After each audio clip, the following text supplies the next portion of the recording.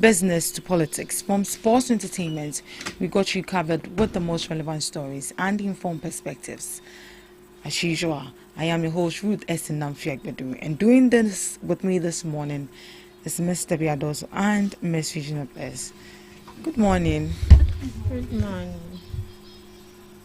Good morning, Miss Regina.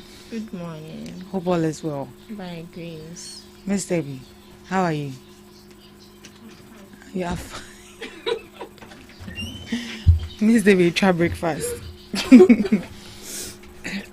Miss Debbie, try breakfast. Let's sing. What's car? Breakfast and then anything. What's it? And then breakfast and then Oh, how's that coconut? You know. Every fan is if you want to be the docon. Aye. If you want to be the pizza. And yes, she would the salad and cow to me. So, what's the over no? How's that cocoa? All right, so let's dive into our major news items for this morning. Galamsey, EPA bans fabrication, importation, and use of Chanfine machines. The Environmental Protection Authority, EPA, has placed an immediate ban on the fabrication, importation, sale, and use of Chanfine machines in Ghana. According to the EPA, these machines, often used in illegal mining, especially in river bodies, have become one of the biggest causes of water pollution, river desiltation, and destruction of aquatic life. In a statement, the authority explained that many local workshops have been producing and selling these machines without any environmental permit, in clear violation of the new Environmental Protection Act 2025, Act 1124, and its related regulations. The EPA says, though some individuals make a living from producing or selling the machines, their use in illegal mining, known locally as Galamsey, has caused serious damage to Ghana's environment and natural resources. Under the new directive, any person or workshop caught making, selling, or importing Chanfine machines without authorization will face closure, equipment seizure, and possible prosecution. The EPA also warned that mining directly in river bodies remains illegal, and it will partner with security agencies to carry out enforcement operations nationwide. This move forms part of a renewed effort by the government to protect Ghana's water bodies and combat the destruction caused by illegal mining. Right, that was coming from EPA, Environmental Protection Authority, and they are putting a ban in importation and fabrication of Chanfine machines into the country. Though it's a source of living for some people sell it and they make money out of it. Now they are banning it. If you are caught using it, they are going to seize it and you are going to face prosecution, according to the new Act 2025 of the Environmental Protection Authority. How do you think the EPA can actually enforce this? Because this is not the first time we're actually hearing anything of the such. We heard of excavator seizure and them banning it from even importing it into the country. Nina Nkosiaga, now they are back again. This time around is from EPA, and they are saying that importation, sales, and fabrication of Chanfine machines is banned. How effective do you think they can enforce this? They can only enforce this if there is strict monitoring and supervision, and as well as using corporate as an example. So we've seen laws like this. We have them as it's being stated, but just that being enforced is the major problem. So when a strict supervision and monitoring, ensuring that these shops do not acquire these Chanfines and it's not being sold to people or customers out there, then they can actually tell that or they can actually have the hint that maybe people are actually going against the directive, and then from there they can enforce the law and ensure that the person is being punished. Let me put it that way. The person is being prosecuted. And if only we can enforce this, I would say that in a way it's going to minimize the rate at which people mine in our water bodies, because you cannot mine in a water body without champagne, without excavator. Yes. You might have the chemicals, but if you don't have this equipment that will help you, you cannot do it.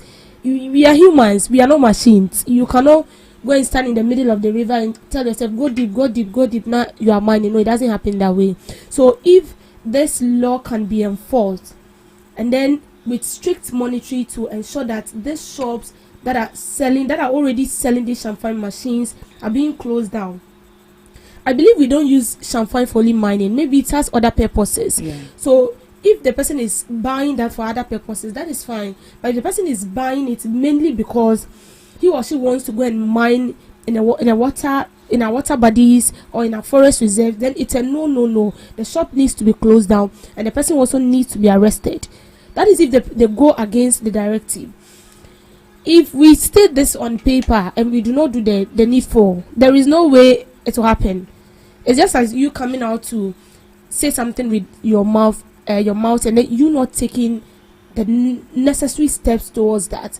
So imagine you're sitting here and then you say, oh, in the next 3 or 4 years I want to have my PhD. Now the PhD now, but no, you have to take step.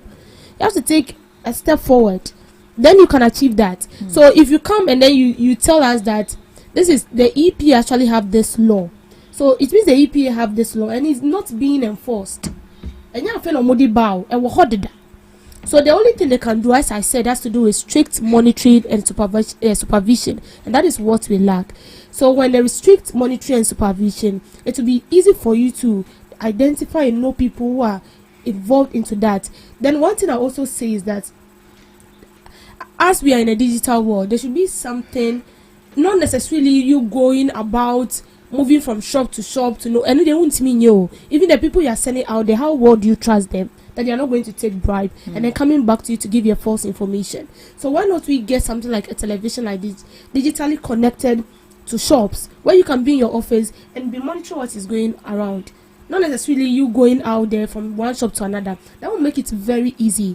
But in a way where you deploy people out there, no person is to be trusted. They will end up taking money. And yeah, exactly. And even that, how do we even monitor these people? I mean, the EPA collaborating with the security agencies to make sure that they don't do a selective enforcement, because maybe sometimes they'll go to a particular community and then looking at, just as you mentioned, they bribe them and then they don't they don't enforce that particular regulation over there. They go to another community, they go and do it there. How do we actually monitor the collaboration between these people and make sure that they're actually not doing a selective enforcement?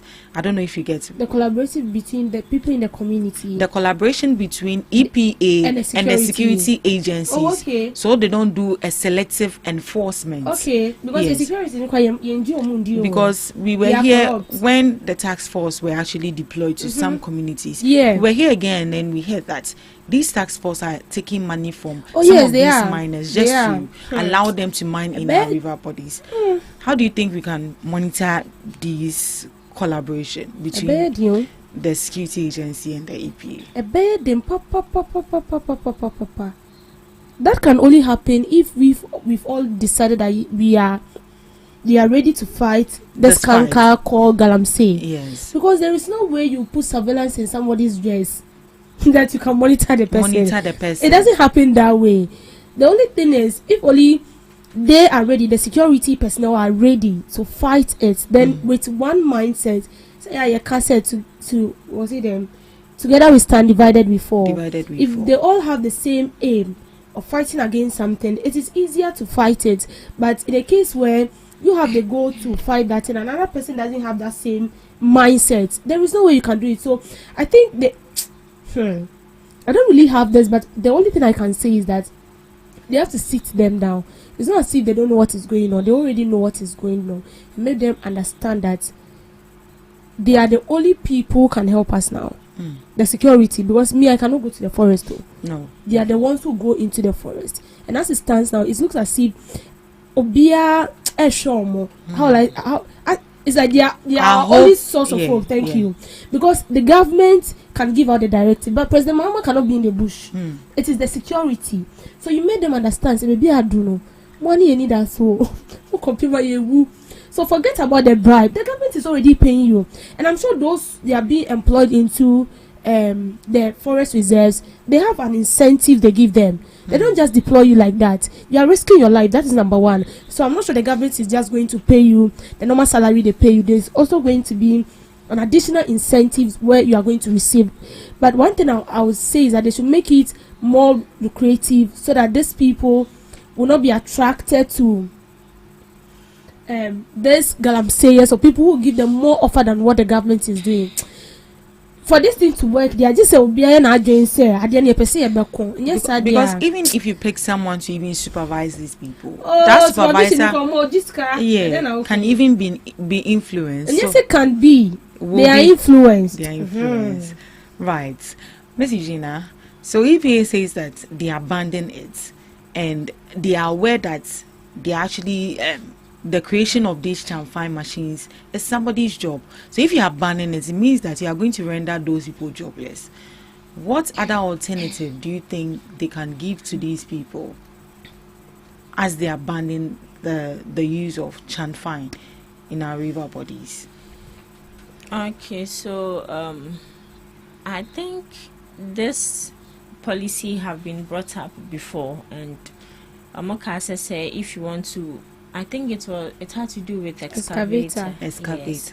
And if you want to bring or import excavator, unless you show them a permit or you come for a permit or something like that.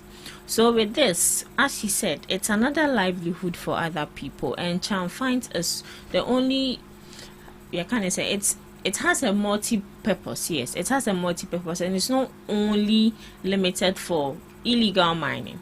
So for the people who deal with chamfines legally, especially for other purposes, I think the best thing they can do is to make sure that they go for permits from the right sources. And also, and yes, I will call permits, they need to make sure that they investigate the work you are going to do with it. Say, I'm pampa, this is what you are going to do with it. And I know, say, people can still find dubious ways to find a way around it for these illegal miners to acquire it. So, they should just cancel it for everyone. So if they cancel it for everyone, what happens to those that produce it? That means they don't have jobs. Those who produce it, they don't produce it. Those here who in Ghana. Some people make it here in Ghana. Chamfine. Yeah, he said. They mentioned they have workshops where they produce these machines. But I think it has to do with collaboration with Chinese and government companies. Yeah. As I said, permit. It's just like trauma. Nothing else. Trauma. People take people. Sometimes you go to the hospital pertaining what you're going through. The doctor can prescribe it for you, pertaining the sickness you came up with or what they find. But it doesn't mean so bianco. But people are abusing it. Because people are abusing it in tea. Because still people still use it in the hospital. Still use it in the hospital. So it's the same thing as this chamfine issue. So as you said, that the only thing is that you go for a permit, and this permit Ghanaians, we are not to be trusted, including myself. We are not to be trusted. So the only thing we can do is that, as the person comes for the permit, and they should also be monitoring. Once in a while, you go there, you monitor the person, and yet when you then you see what is going on, because you will put things in order. You might not get what you want to see, right? So you just go there uninformed, unaware. You get your information, but then you are gone, right? So with this kind of initiative they've brought on board to seize the chamfine, to ban it, are you expecting to see any sort of like improvement in the fight against calamity? And I'll see who be a treatment into their own for shame. Well, when this law is actually being enforced, in a way, it's going to minimize the way people, push themselves on our water bodies. And since it's going to minimize that, we might see some improvement, not a total improvement in a way that the like restore it, the water will not restore itself in a day, though. But say in kakra, yes, there will be some sort of, the water will also have way the space and also rest because it's a living thing. You get it? It's not going to stop galamsey crack, but it's going to minimize it. It's going to minimize how people rush onto the river bodies to destroy our water bodies. Right. Okay, moving on. On the same issue of galamsey, corruption among officials, security agencies undermining galamsey fight. Forestry Commission. The Forestry Commission has raised serious concern that corruption among political officials and law enforcement agencies continues to sabotage Ghana's fight against illegal mining, widely known as galamsey. Speaking at a high-level national dialogue on mobilizing citizen sensors on solutions to the galamsey crisis, the Deputy Chief Executive Officer of the Commission, Elikem Kotoku, admitted that despite numerous government efforts, insider corruption remains one of the biggest obstacles to progress. He said the main drivers of this madness are corruption among political officials and law enforcement agencies, Mr. Kotoku said. This has undermined efforts to combat the menace, and it's a truth we can no longer ignore. He added that while unemployment, poverty, weak enforcement of mining regulations, and limited access to economic opportunities contribute to the problem, the global high demand for gold continues to make illegal mining a profitable temptation for many. Mr. Kotoku stressed the need for stronger collaboration between government institutions, traditional authorities, and local communities to intensify public education and enforce mining laws more effectively. He said without transparency, integrity, and shared responsibility among all stakeholders, the country's battle against galamsey will remain a losing one. Right. Just as I mentioned earlier that these people who are sent into our forest reserve, into where they are mining in our water bodies to go and put a stop to galamsey, are the same people sabotaging the government. How can we actually tackle this particular issue, especially with the security agencies and the law enforcers? Ms. Regina. Okay, so I don't want it to, or I don't want, what can I say? The government shouldn't bring up a policy where the policy, it's a good policy but poor enforcement, because that has been the case for several, should I say, months and also years. When we talk about the issue of galamsey, they've introduced task forces. They've banned a whole lot of things, but it's only a good policy, but they don't really enforce it. And looking at corruption issue, it would be very difficult for them to tackle this because the people who are going on site are being lured by this galamseyers. I've seen instances, especially videos of police officers just standing right beside galamseyers and they are chit-chatting. And I asked myself, so why I don't call her, say, go and make sure that these people are not mining? What are you doing? And we've also seen instances where now these galamseyers have become very smart. When they banned illegal mining, I think during the administration of Nanado, he made sure that I think a temporal ban on illegal mining. When they see you there, they would arrest you. So people were taking off their fines and their machines from the mining site. But a video came out where at 10 o'clock, 11 o'clock, people were mining. So now they know say mubeba anopa mubebe wia. So why not use the other alternative? And that is at midnight or at dawn or late in the night. And these people are not even there because they are back home doing whatever they want to do with their family. So with the corruption there, I don't think they can solve the corruption issue. No matter how much you pay these people, they will still be enticed with the little these people will give them.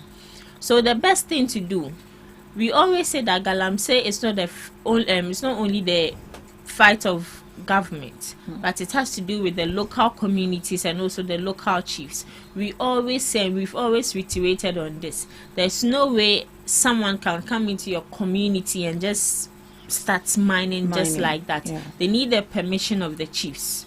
But these chiefs themselves, sorry to say, they are also being enticed by money. I would say they are greedy. They are also corrupt.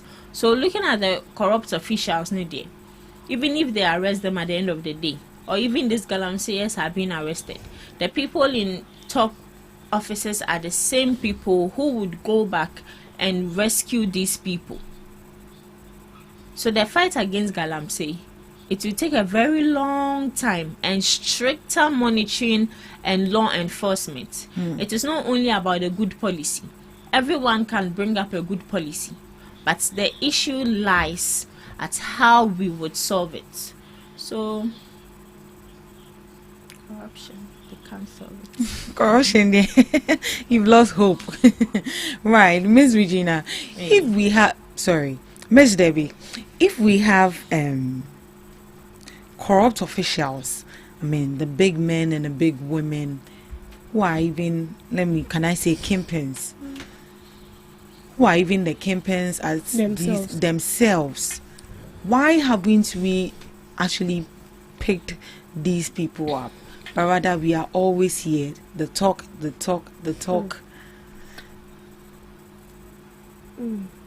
Why didn't we pick them up? Why? Everybody is corrupt. The top officials are corrupt. The people who we think should arrest them and make the law work, they are also corrupt.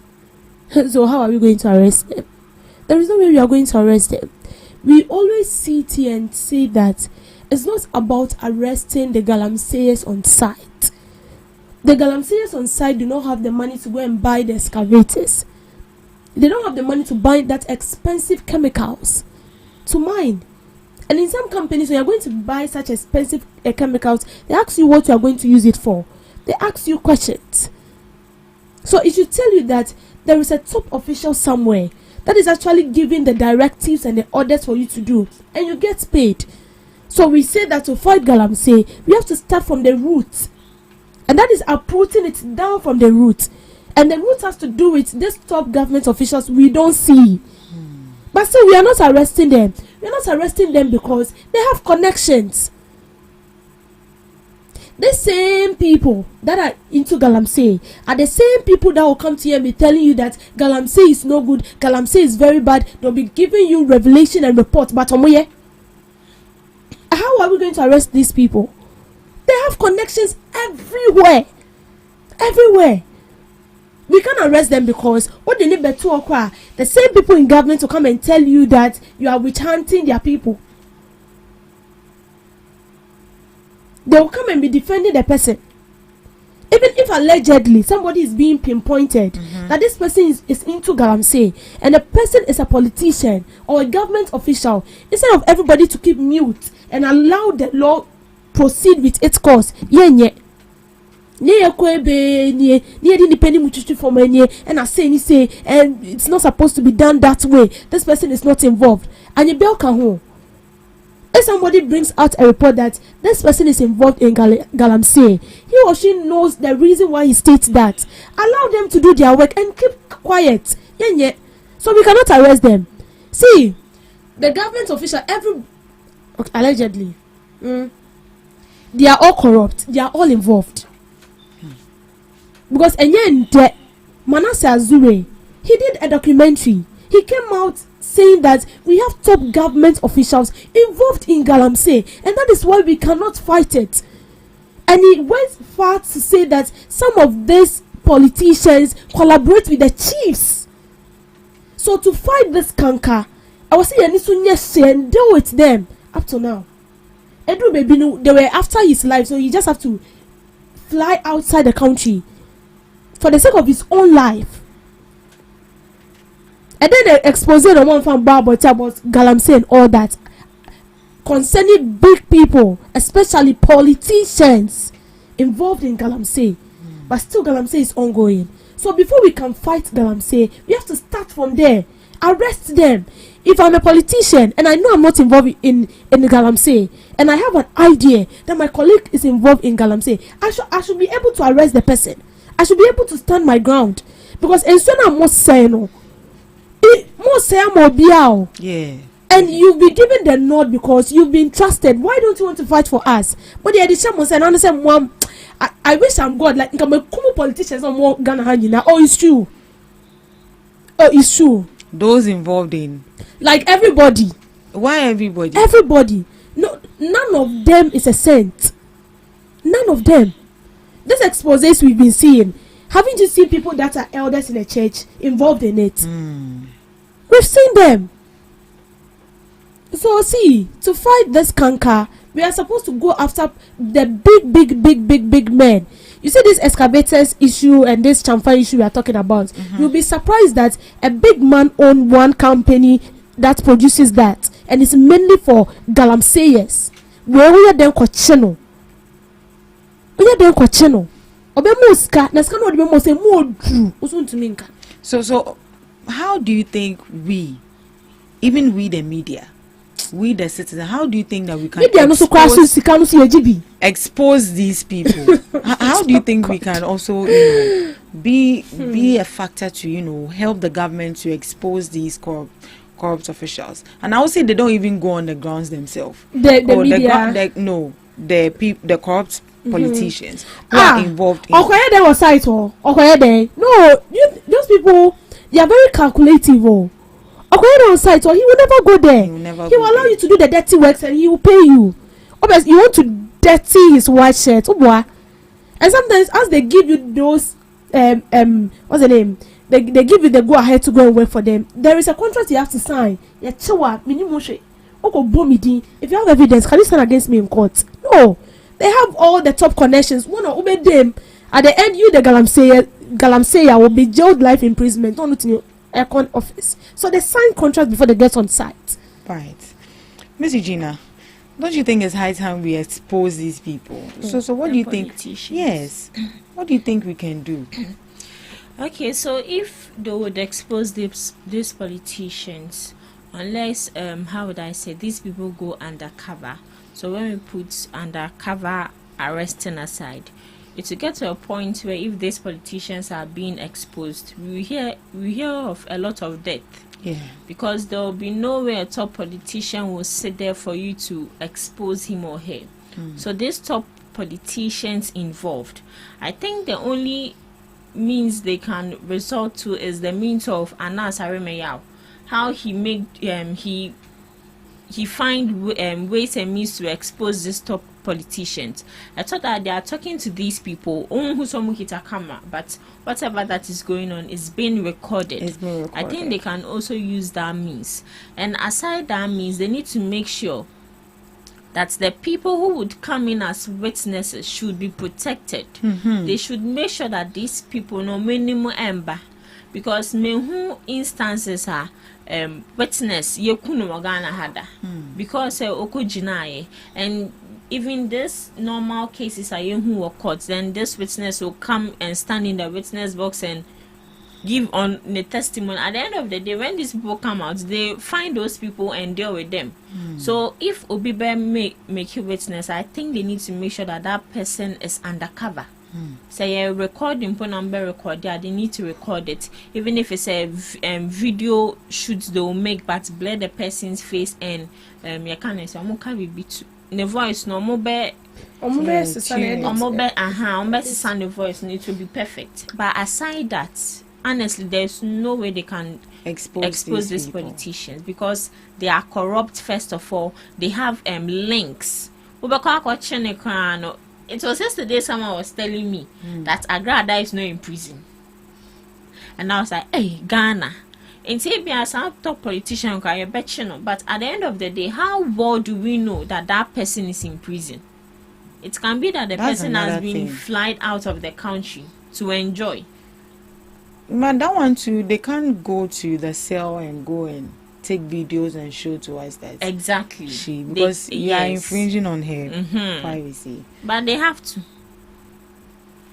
Hey, then we are. Hey. Oh, it's true. No, it's serious. So, like when you think about it, they'll tell you that they've arrested somebody. So say, I mean, who says I say on the cry? Why? Near condition. Oh yes. Yo, young Hey. We have VVIP even. Yo, yate. Ghana for you. Yo, senior okay. What to say, Nyamianka?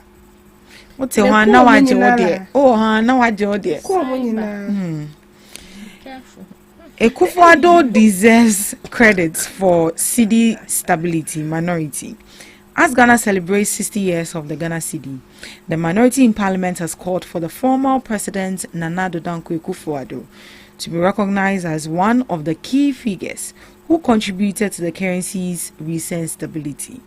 The call was made by Second Deputy Minority Whip, Jerry Ahmed Shaib, during the parliamentary section on Tuesday, the same day the Bank of Ghana launched the official CDI 60 celebration at the Accra International Conference Center. The event themed 60 years of the city, a symbol of sovereignty, stability, and economic resilience, highlighted the evolution of Ghana's national currency and its role in national development.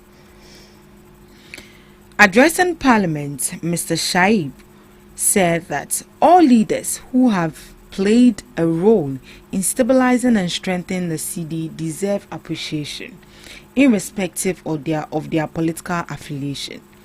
I want to look at it from the angle that whoever has contributed to the proper evolution of the city must be commended and celebrated, he said. We have a list of names and President Mahama is one of them, but anybody who has been president since the inception of the city must be commended. Particularly Nana Addo Dankwa Akufo-Addo, who served for 8 years, deserved recognition as a major contributor to the stability of the city.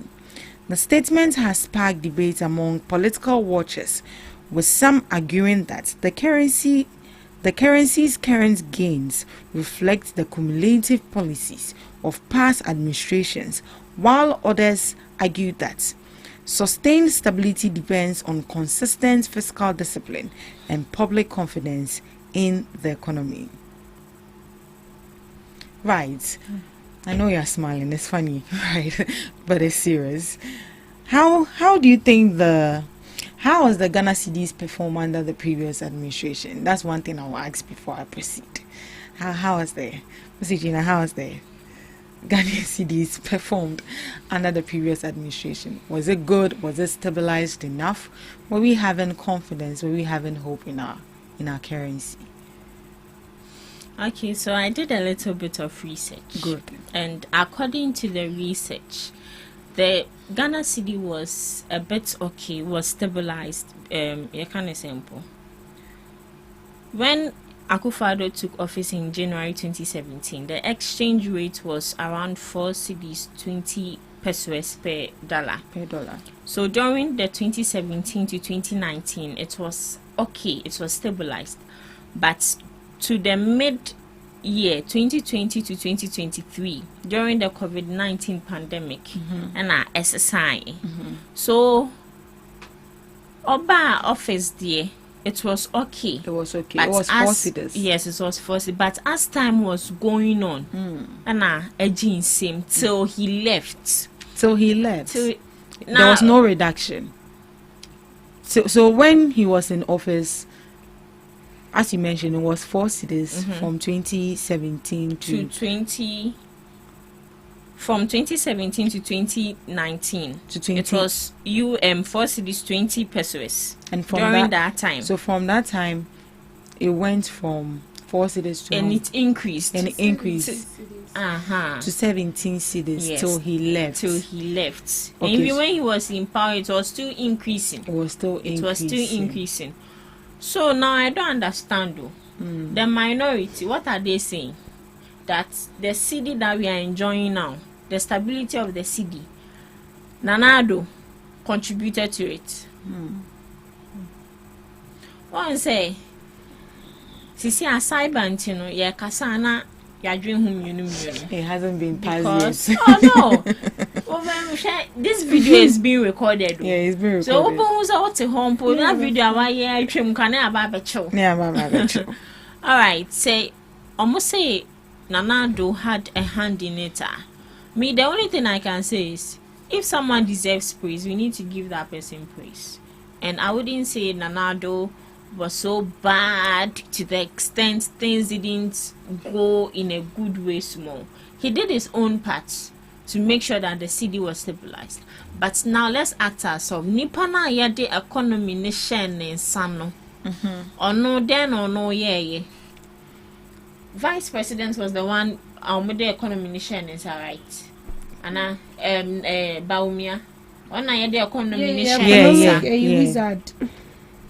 Like I say wako school so be science. Na sa science no wako science no ba we pia ba no ye protect for ejuma. That is all Baumia did. So the city, they should not think said they are taking the shine away from this previous administration. Sorry, this current administration. Atufosin has done well. President Mahama has done well. And everyone in parliament has also done well. So they shouldn't try to sabotage the effort of this government. I don't think it's the right thing to do. I think Jerry was the one who said it. Yeah. It's not the right thing to do. Nanado, sorry to say, anytime it him. So don't bring him in this current administration. Per the research, it was only okay during his first term of office. Aside that, we are witnesses. We saw it. We saw how the city was running so fast. According to Baumia, I say we lucky city, no. I know the Kinama IGP. Fine, what the Kinama now? Adi our lucky they moving forward. It can't progress in life, but the city was progressing day in and day out. Within a space of one day, na city na jump here kunini 3 times. The people who deal with dollars, they were okay. They were happy with it. But yeah, we trade in cities. We know the impact of it. No, we were suffering. In the city, no, it is being stabilized. And big thanks to this current administration and Atufosin. Nanado, obeyebi, bawambeyeni na. Yeah. Miss Debbie, do you think the stability of the city or the economy should the credits be given to the current administration or should be shared to the past administration shared as well? To the past administration because they all contribute to what? Okay. What did they do? All right. What did they do? And I saw that I was laughing. I was like, oh, Asamo, you didn't do anything and you want to be credited for it. No. If you have to credit someone who actually helped the city to compete very well with the dollar, then it has to do with the current administration. The previous administration, for me, they did nothing. Absolutely nothing. When Mahama came to power, the dollar to the city was somewhere 1 cedi. And before he left power, as Regina said, it was around 4 cedis. When Akufo-Addo came into power, he took it from 4 cedis to almost 20 cedis. It was 1718 on there. It's almost 20 cedis. And then we saw how it really affected the living condition of citizens. Because that is what we use in our daily activities. We buy, we eat, we sell. And we use the cedi in buying. And so long as the cedi cannot compete with the dollar, we face the heat the more.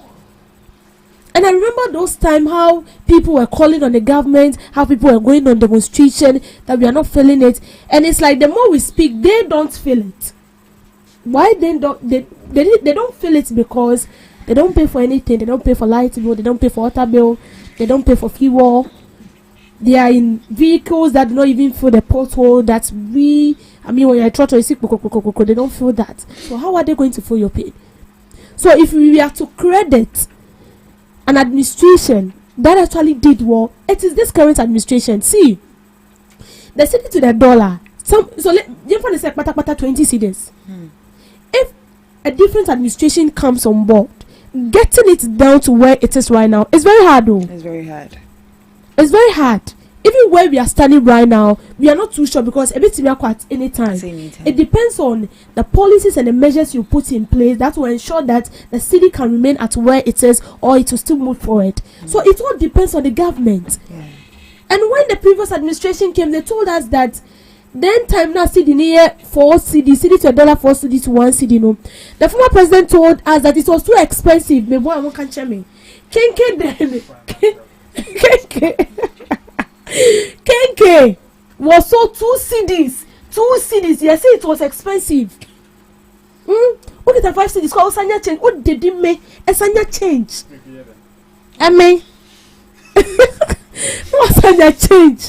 They told us it was too expensive. They made us believe that we are sitting on gold, but accommodating. And because Ghanaians, we are also good in testing and trying people, so we also gave them the nod. And what did we see? They kept on blaming COVID-19. Even before COVID came in, before COVID came in, and everything they do is to blame COVID. Everything they do is to blame Russia. It's not just saying it's COVID in Russia now. And then now you sit there, you want us to applaud you for what exactly did you do? What exactly did you do? You said you've locked the city. Whether the city is a human being or whether the city is, because you can only lock a human being in prison. And animals. And also animals in prison. You said you locked the city, the dollar, sorry. And then you told us perfectly well that the person you are handing the economy to is an economic wizard. Say whiskey do say that Economic wizard. Hey, and na ho ne and ne I would copy 20 CDs.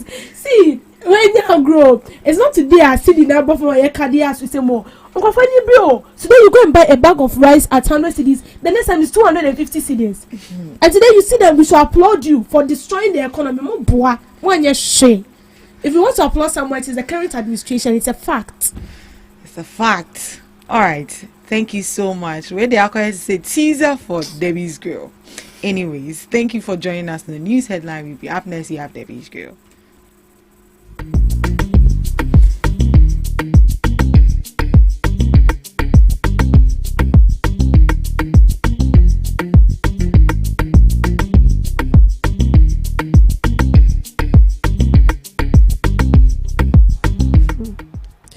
Welcome to Debbie's Grill, where we talk about issues that matter to the state, void of politics, fear of favor.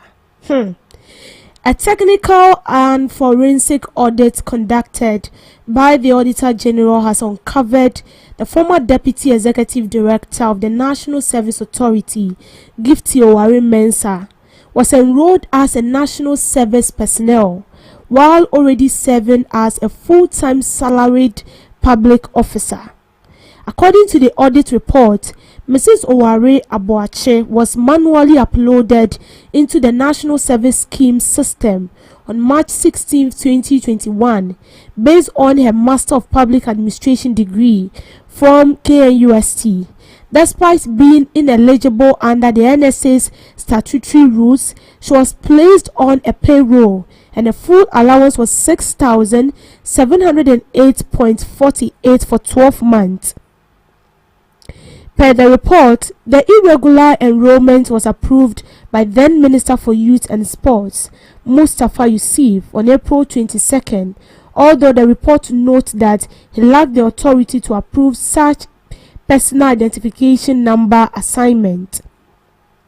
Mrs. Owari was posted to the Subriya Primary School in Tamale but failed to report for duty or undergoes biometric validation, yet still appeared on the payroll. The audit further revealed that she was among 4,556 individuals who were improperly enrolled as service personnel, leading to an irregular expenditure of 899,349.67. Of this, only 19 individuals met the basic criteria for validation and approval. Investigators attributed the anomaly to manual overrides, weak system control, and lack of automated checks to prevent dual enrollment of salaried public officers as national service personnel. The Auditor General's report warned that such actions breach public trust, compromise the integrity of the National Service Scheme deployment system, and opened avenues for fraud. Also, now the FNC here. Hey! Like, I'm short of words. The way it looks as if we are getting a light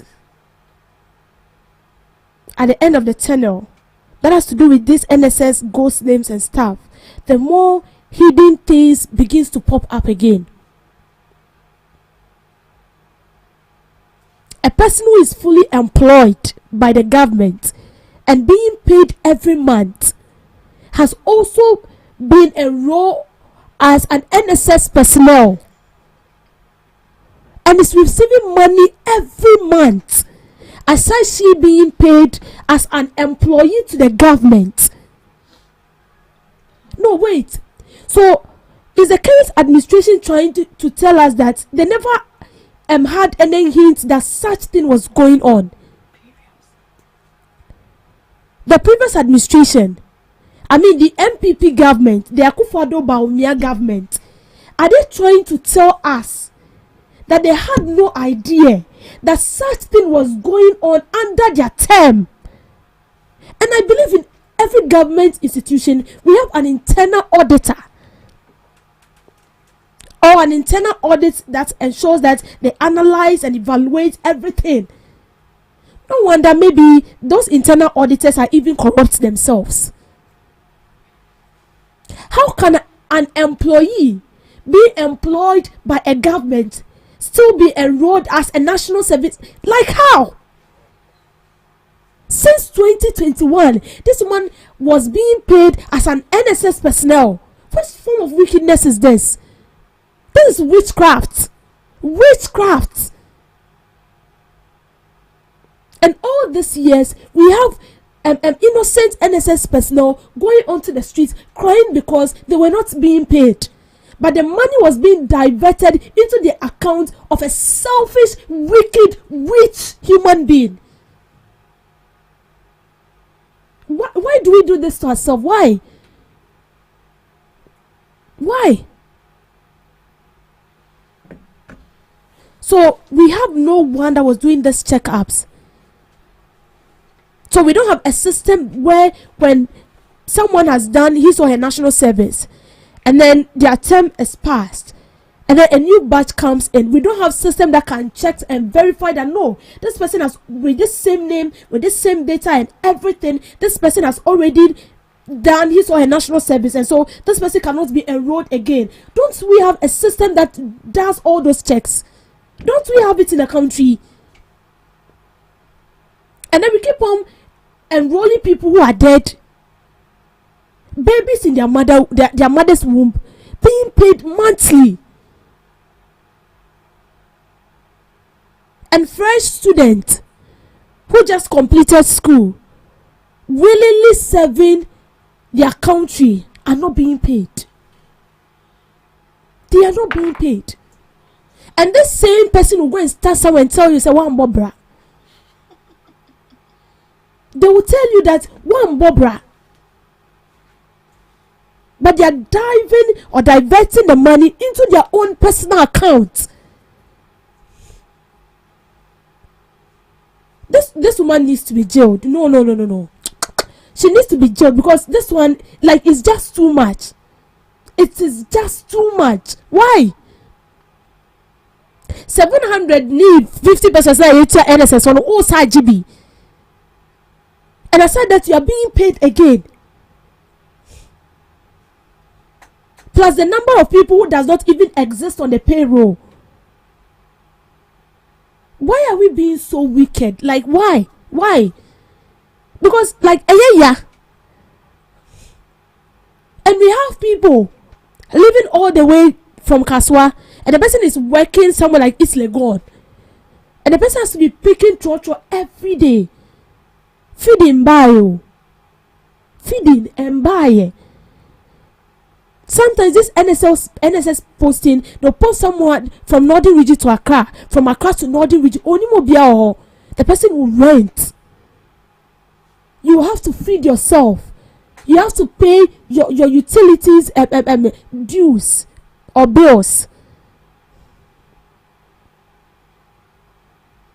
And the small as the money is, you're not even being paid. You're not being paid. When we take nurses, for instance, they don't pay them. And there's a scanner, I just say 1 year crash on a scanner. So you have to go for loan and use it for your service. After that, when you're being paid, then you go for the money and go and use it to repay what you've taken. And sometimes after the NSS service, it will take time, it will take some period of time before they receive the money. Meanwhile, somebody is sitting at the comfort zone, pushing the money into her account, spending the money, making it look as if the government is not doing their work. So imagine there was no change of government. And that is why we are telling this current administration that is why we are telling them that we know things like this went on. And so it will be very, very, very sad and painful if these people are not jailed and the money is not being retrieved. Especially these NSS ghost names. People have sacrificed their life to save the country and they're not being paid, and that money is being diverted into a selfish human being's account. And this same person will go and stand in church and be appreciating God for blessing him or her. No, we need to wake up. We need to start arresting them. They have to face the law. Else then we are joking as a country. If we don't arrest, if the Mahama administration did not arrest a common mosquito, 2028 will tell. Thank you for making time with me on Debbie's Grill. Let the Lord deal with them. Thank you, Miss Debbie. Today in history with Miss Regina. Today in history, 1888, the road concession signed by Lobengula.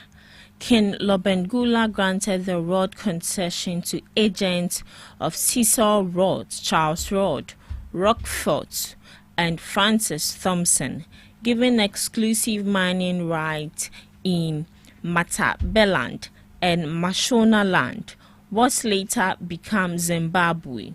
This agreement became the basis for the charter of the British South Africa Company and colonial expansion in that region. Why it matters? It marked a turning point in Southern African colonialism, showing how treaties and concessions were used to advance imperial ambitions at the expense of indigenous sovereignty. The Rumble in the Jungle, Kinshasa, the heavyweight boxing match between Muhammad Ali and George Foreman, took place at the 20th May Stadium in Kinshasa. Ali knocked out Foreman in the 8th round to regain the world heavyweight title. Beyond sports, this event had deep cultural and political resonance across Africa and the African diaspora, symbolizing resilience, pride, and global recognition of an African venue for a major sporting event. The beginning of the Angolan Halloween massacre from 30th October 1992 into early November in Luanda, Angola. The ruling party, People's Movement for the Liberation of Angola, carried out a violent purge of its rival party, National Union, for the total independence of Angola supporters following contested elections. Thousands of UNITA supporters and other opposition figures were killed, and the civil war resumed in earnest. It marked a major escalation in Angola's post-Cold War civil conflict, with long-term implications for its politics, society, and economy. To some observers, World Audio Drama Day, to celebrate the art of audio drama, one of the older modern entertainment forms nearly as old as cinema, highlight storytelling, audio media, cultural heritage of radio and theater, and how sound alone can engage audiences. International Orthopedic Nurses Day, a day recognizing orthopedic nurses and their contribution to health care in bone, joint, and musculoskeletal care, brings attention to healthcare specialization, the nursing workforce, and often lesser-known professional contributions. Lastly, Africa Day for Food and Nutrition Security. It was designated by the African Union Summit to focus on hunger, malnutrition, and food security in Africa. It links to global development goals, sustainable agriculture, and reminds all of us of food and nutrition security as a global challenge. And that's all for today on Today in History and some observances, live on GhanaTalks Breakfast Show. Thank you so much, Miss Regina Bless, for Today in History and some observances of the day. And this is where we draw the curtains for the first segment of the GhanaTalks Breakfast Show. Thank you so much for joining us. We'll be coming up with the news shortly. Please stick and stay with us.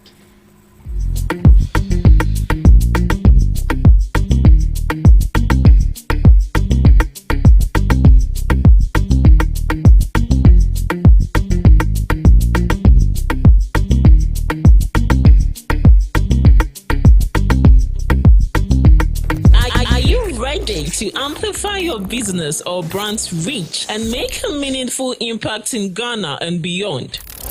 Partner with GhanaTalks Radio today to connect with a diverse audience across Ghana and beyond.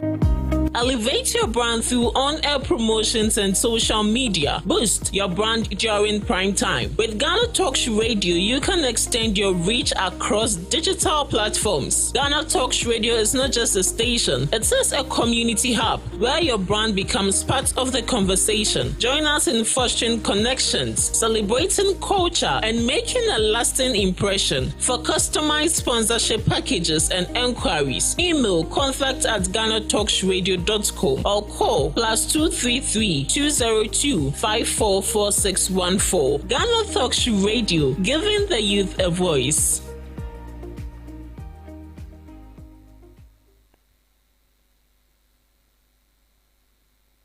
What do you want for breakfast? How do you want your breakfast? English breakfast, French fries. Koko Nikosi, alo komi kesheto. Wache. Well, Gobe is the real deal. Join us on GhanaTalks Radio. Let's serve you a buffet of breakfast. From news headlines review, current affairs to social issues. Entertainment, sports, and all the trending stories live on our mobile app and across all socials from Monday to Friday 7 a.m. to 10 a.m. With me, Pakwesi Omare, Regina Bless, Deborah Adoso, and I am Esinal Fiagbedu. This is GhanaTalks Breakfast Show.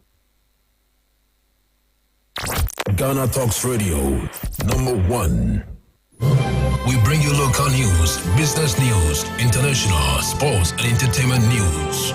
Right here on GTR.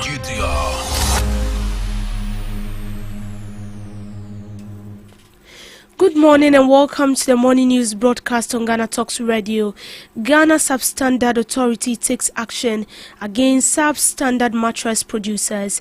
National Youth Authority petitioned over alleged police extortion of motorcycle riders. Senate to establish service desks in all rural areas. Kumasi authorities under pressure to clean up Subin River.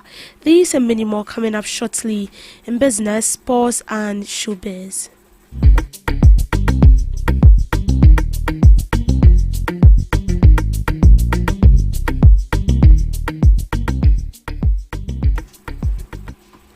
The Ghana Standard Authority has shut down 2 companies for producing substandard mattresses. The companies 5A Home and Munda Mattress Factory, a Chinese-owned mattress manufacturing company, was temporarily closed down for mass producing substandard mattresses. The Ghana Standard Authority's action are aimed at protecting consumers and promoting fair trade practices.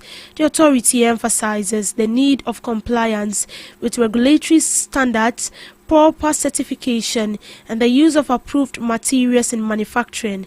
According to report from the Ghana Standard Authority, the companies failed to obtain the necessary licenses to operate. The report also reveals the substandard mattresses poses serious health risk to users. Says our mattress the same way, and then I start here. You start to come mattress, once some Ghana ha, a chepa ha ye. Sometime back, Ram say your baby lucky be no near day. If you hono, ye no more edin como, I try, ya yen, I also ye be say ye be so mun sim. Na ya boom, na ya trom quine pa, also almost faso, Eddie mattress, would that's why, and cofa in some so bonny bia and found down the mouth. And then mum. Say some come ya we dine nyoma ya yene yakwa mu na say o say ye na ye de bo mu na echi no nkrofo ahyo mutimu po say bonia no omo beye say mattress no ne enye no eno na say de ye be produce na ye di egu krum say Ghana for ye nto na ye use na ye nya problem nti enne ye bae a ye say papa anya hwe abone so nya hwe kasa ye ne omo aka nyina na emu a pese ye de bo omo nyina echi no omo decide say bone na omo pese omo ye nti ene ye bae a in the interest of Ghana fu nyina no e wo say ye make sure say side way enya de a ebetumi akoso say susu ampa so omo pese omo fa kwan papa so ede yanka from last year ye start year ye ne omo akasa all the way to the level cry say even minister cry bim any of my baby kasa ya meetings near because enye say you free tea preoccupy na ye baby lucky factory there be ye nya dwuma sa because enye den Ghana for na oma form etu omo ka ne ade edwuma ne ade nso edwuma pa na ye hwehwe won to me nya edwuma na nka say o me fa nipa ntie ne me fa nipa 100 na me kumba 20 a eye at the end of the day no me tua nipa 80 ka ye nya sa nipa nkwa ho hia pa nti ene nea epia ye ma ya ba ne say very clear at this point say nkrofo we decide pass say business papa your friend business papa de nya dia ye be bi wo krom ha say nti yes so as aban no ye ni choice bia than to close them na fe no omkoda dwen who decide say ye be business papa ye be produce product a enkofa or how bia fam brain pa yes so ye be boom so from last year ya try ye hu nia ye be ye biem because Ghana ni ba ku wu a Ghana fo nyina na mobeti esi so say na momo wo ho say mo be protect ye nti watchman na ya fa mo say mo nhwe ye no ye da mo so mada ye ntumi so enye sa nti ene ye ba ya edwuma emrade a hye ye say ye enye no enu nti na ya ba no. And that was from the Ghana Standard Authority. In other news, motorcycle couriers in Ghana have petitioned the National Youth Authority to intervene in alleged police harassment and extortion. The Motorcycle Couriers Union of Ghana claim its members are being unlawfully arrested, detained and having their motorcycles impounded without due process by officers from the Motor Traffic and Transport Department at Tesano. According to them, the alleged police misconduct misconduct has severely affected their livelihoods and disrupted delivery services. The MCUG has urged the National Youth Authority to call for an immediate stop to the harassment of motorcycle couriers by the police. The union has also requested the establishment of the committee to investigate the ongoing issues between motorcycle riders and the Tesano MTTD's division, with representation from the union, police and relevant stakeholders. Of Ghana, these two entities are seeking to, merge so that we can bring all motor riding related businesses under one umbrella. And then also we are here also to let you know about some of our key grievances, and then our recent encounter that some of our members faced with Tesano police station. That is why we are here. The police harassment on the road is too much for us. That we are calling on the CEO to step in. He's also the deputy youth organizer of the NDC, the ruling party. So as his party is in power, they have promised us that they were coming to legalize Okada and help us have a lot of goodies. So we are relying on them to do their promise. They should walk the talk for us. Receiving the petition, the National Youth Authority affirmed their commitment in collaboration with the government to fulfill their promise. We are very grateful for receiving this petition today from the Motorcycle Courier Union. We also want to assure you that we will do whatever we are supposed to do to make sure that some of the grievances that you people have leveled will be taken care of. We also want to thank you for recognizing the National Youth Authority as it being the umbrella authority for all youth concerned. We know that most of the people that are riding these motorcycles are youth, and then you are also contributing to the national development of the country. We know how the motorcycle has become a good business for most of young people that are also gaining and also making living for themselves. So whatever that we are supposed to do to make sure that there is harmony between the motorcycle and then the police authority and all relevant authorities, will go ahead and do that. We will also present the petition to our youth ministry. Because now the Excellency John Dramani Mahama has established a youth ministry, which is the Ministry for Youth Development and Empowerment, to take care of some of the concerns that the youth in this country are going through.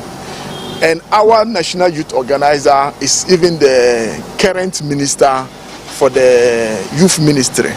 And I can recall, as one of our manifesto promise was to make sure that Okada business is legalized. And His Excellency John Dramani Mahama is committed to this. And I want to assure you that whatever that we are supposed to do to make sure that it is legalized, all the LI 128 that is being laid in Parliament, we liaise with our Member of Parliament, we liaise with the Majority Leader and the Speaker of Parliament, so that they will expedite the action as quickly as possible, so that when all these LI and regulations are set, I think some of these things will not become a problem, and then all of us will have a good working relationship. The Director General of the Social Security and National Insurance Trust, Senate Kwesi Afribaini, has announced plans to establish special Senate service desks at district assemblies across the country. The initiative aims to bring pension and social security services closer to communities without banks, to enhance accessibility and convenience for residents.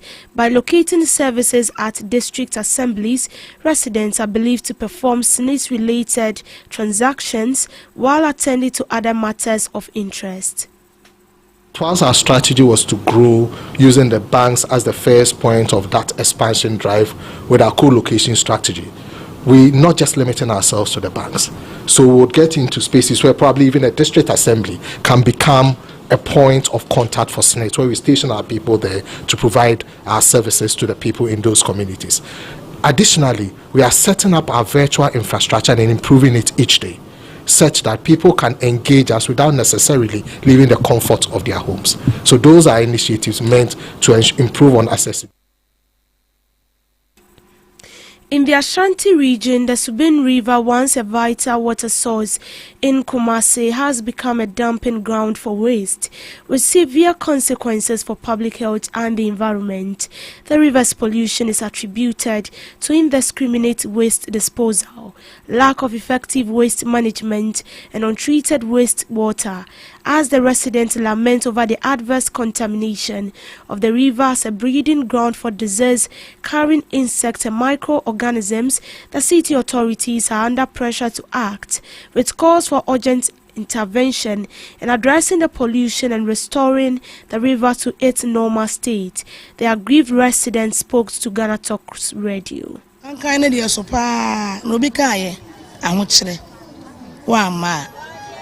Ososo no mambedi die tine je sole a ni abetinam to da kra ba hase na wontimi ntena itimi katakata ye hwene nsa ne atimi atena so bi kan wa ma e de na obedi sese hawa de blend sese bi to bi a wote hase a na etuba na ebon nso je yenya baabi ntinanti yetena mu saa ame ka se yenya baabi ntina ye nkola na didie mu sebe ye nkola na be ko school nti ye to aduroni ade agugugu asebe ya sent ni nkoye mu me nyale ni eti ade ye fa nwuranwu ade ni pati nsuo to a na ote e betwe fi ni nyina aba abegu ase tinkaye nkaye ni eti ade nkaye adwen kura ne senka abansisi dade ni bi kura ho no ma enke nu sense bola no store ane be ba na egu nanim na nko apra nsuo ni mfa entra efi ni nsuo to a efiri soro ho efi esoala baso ebubasa na begugo tan anti ha mutimi yi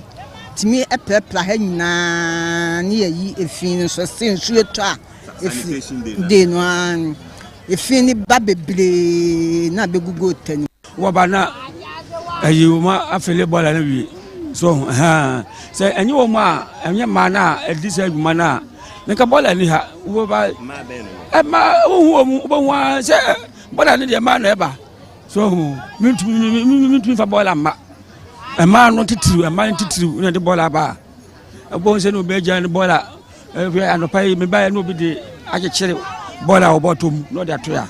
The place is unhealthy. You think that, oh, this is not my house, but you are sitting here, you eat here, you sell, and then everything. It affects our health indirectly or directly. Oh, personally, when you are passing by and then you see the place, it's really not nice. I mean, seeing the place and then the smell it comes with it also affects you. So it's really a problem here. If you look at it, they sell fruits, food and everything. Some even sit and eat here. So it's a concern, seriously, it's really a concern. Bola na ye tantanta de tuntum e kai me enye Maria bebre. Ana Maria so wo hono se amanu musika sem so adin, edwuma mu so adin. Obanye sika kra na sa de akosa ho yare. Ade amato he ma mu nyina o mu gira hi. Omo bure se ka me sire mo se ka mo batimi anako ma ye gwata na ma ye. Deputy Finance Minister Thomas Apemnyako is urging development partners and the private sector to shift from donor-led interventions to strategic co-investment in Africa's education sector. This call to action emphasizes sustainability and shared responsibility, aligning with Africa's educational and economic priorities. It stressed that investing in digital infrastructure will enhance access to quality education and bridge the technological gap. This approach aims to empower the next generation of African thinkers, innovators and leaders, promoting self-sustaining and prosperous development on the continent. By reimagining education financing, he believes Africa can build a more stable and prosperous future. Equally important is the need for targeted investments that promote equity and inclusion. Marginalized groups, girls, and children in remote and underserved areas must not be left out. Innovative financing mechanisms, such as results-based financing and education bonds, can help extend educational opportunities to those who need them most. Furthermore, The rise of digital technology presents a unique opportunity to strengthen education financing. Integrating digital payments and data-driven approaches has the potential to enhance transparency, strengthen accountability, and widen access to educational funding. Through digital innovation, we can ensure that every contribution, no matter how small, reaches its intended purpose efficiently and effectively. In conclusion, ladies and gentlemen, I extend a sincere call for transformation to our development and private sector partners. Let us move from donor-led intervention to strategic co-investment. Let us align capital, expertise, and innovation with our homegrown priorities, from STEM education and digital infrastructure to technical and vocational training, so that our investments directly empower the next generation of African thinkers, innovators, and leaders. In reimagining education financing in Africa, we are doing more than fulfilling a right. We are building the economic engine for the continent we desire. Let this triennial be remembered as the turning point when we moved from words to action, when we chose to invest in ourselves, believe in our own potential, and secure a prosperous and inclusive future for every African child. This is the cry of the African child, to have the opportunity to manifest its prosperous destiny. May long live Africa, may long live Ghana, may long live Adia. In business, Vice President Professor Nana Jenopoku-Agyemang says Ghana's economic recovery is not a miracle, but the result of deliberate policy actions aimed at restoring stability and rebuilding confidence. She explained the country's recent gains as the outcome of fiscal prudence, tighter expenditure controls, and disciplined financial management, which continue to anchor Ghana's path to recovery. Speaking at the 40th Ghana Economic Forum, organized by the Business and Financial Times in Accra, the Vice President cautioned against short-term policies that undermined long-term growth, stressing the need to consolidate recent progress. Professor Opoku-Agyemang underscored the need of macroeconomic stability, cautioning that the effects of a weak cedi extend far beyond the financial sector. She added that Ghana's fiscal reforms are now beginning to deliver results. The 2025 Ghana Economic Forum is themed Currency Stability, a reset for sustainable economic growth. The Standard Chartered and First National Bank FNB Zambia have entered into an agreement for the sale of Standard Chartered Zambia's wealth and retail banking business portfolio in Zambia. This follows Standard Chartered 27th November 2024 announcement of its intention to explore a potential sale in line with the bank's global strategy to concentrate resources where it offers the most distinctive clients proposition. Standard Chartered's corporate and investment banking business within Zambia is unaffected. Under the agreement, all Standard Chartered Zambia wealth retail banking clients will transfer to First National Bank, and all WRB employees will be offered employment with the First National Bank in Zambia. The two banks will work closely together in the coming months to ensure a seamless transition for all stakeholders. Rand Merchant Bank served as the sole transaction advisor to the First National Bank, a subsidiary of First Hand Limited. The announcement was made at the Standard Chartered head office in Zambia, where acting board chairperson of the bank and the board chair of the First National Bank of Zambia led the event. The signing ceremony was attended by the head of Wealth and Retail Banking, Europe, Middle East and Africa, Standard Chartered, and the CEO of Broader Africa. The sale of our wealth and retail banking businesses marks an important milestone as we continue to celebrate income growth and return. This moment underscores the strength, credibility and evolution of Zambia's financial landscape. Its purpose is to drive commerce and prosperity through unique diversity and heritage. The bank has a network of 24 branches, approximately 140 automated machines for both withdrawals and deposits, more than 3,500 points of sale devices, and over 1,770 active cash plus agencies countrywide. To sports, the Zambia Football Association have announced the exit of Avram Grant from his role as head coach of the country's national men's football team. The announcement, signed by the head of media and communications, was made on Wednesday, October 29th, as the Southern African nation prepares to compete in the 2025 AFCON in December. Despite leading Zambia back to AFCON qualification, a slew of poor results and poor performances have led to the exit of the former Ghana Black Stars head coach. In the past 7 games combined in the 2026 FIFA World Cup qualifiers and African Nations Championship, Zambia have just 1-0 win over Tanzania. In the World Cup qualifiers, Zambia lost 4 games at the CHAN. The Zambia Association stated that the parties agreed to a mutual separation and went on to appreciate him for his services. The rest of the detail is yet to be communicated in due process. The Minister for Government Communications, Felix Kwachiofosu, says government has a responsibility to ensure the smooth processing of visas for Ghanaians traveling to the 2026 FIFA World Cup. The Member of Parliament stated that government is committed to ensuring as many supporters as possible can attend the tournament to be hosted in the United States, Canada and Mexico.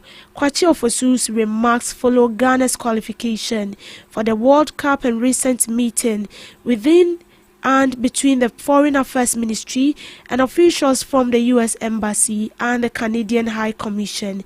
The discussions held earlier in October brought together the Ministry of Sports, the Ghana Football Association and senior foreign affairs officials to plan coordinated visa arrangement. He added that Foreign Affairs Minister Samuel Kudjeto Ablakwa's engagement with the embassies had been productive and yielded encouraging feedback. Ablakwa confirmed on social media that a similar meeting will be held with Mexican officials and to finalize Ghana's comprehensive visa facilitation plan for fans.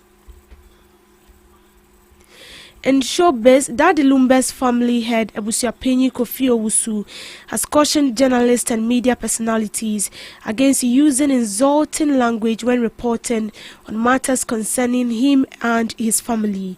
The caution comes after a recent court ruling dismissed an injunction application seeking to halt the musician's funeral. The applicant, Akosua Sewa, who claims to be Daddy Lumbe's legal wife, had sought to restrain the family from proceeding with the funeral until some issues were resolved. Abusuapenyi Kofi Owusu expressed disappointment over the disrespectful tone some media personalities used in discussing family and funerals. The family had urged the media to maintain professionalism and decorum in their reporting, emphasizing the benefit of respect when dealing with family matters. Still on showbiz, Venturan actor Alex has attributed the decline in Nigerian-Ghana movie collaborations to an attitudinal problem. This issue seems to be a recurring theme in the Nollywood industry, where critics and filmmakers often clash over the quality and nature of films produced. According to him, some filmmakers feel that critics do not understand the challenges of producing quality content, while critics argue that filmmakers are not open to constructive feedback. He highlighted the need for better communication and understanding between filmmakers, critics politics and industry stakeholders in addressing these challenges and promoting meaningful collaborations. And that is how we end it on the morning news broadcast. As usual, do want to log onto our website at www.GhanaTalksRadio.com, as well as logging onto all streaming platforms at Ghana Talks Radio for more news updates. I am Deborah Adosu. Thank you so much for making time with me. Do have a good morning. Ghana Talks Radio, #1. Are you ready to amplify your business or brand's reach and make a meaningful impact in Ghana and beyond? Partner with Ghana Talks Radio today to connect with a diverse audience across Ghana and beyond.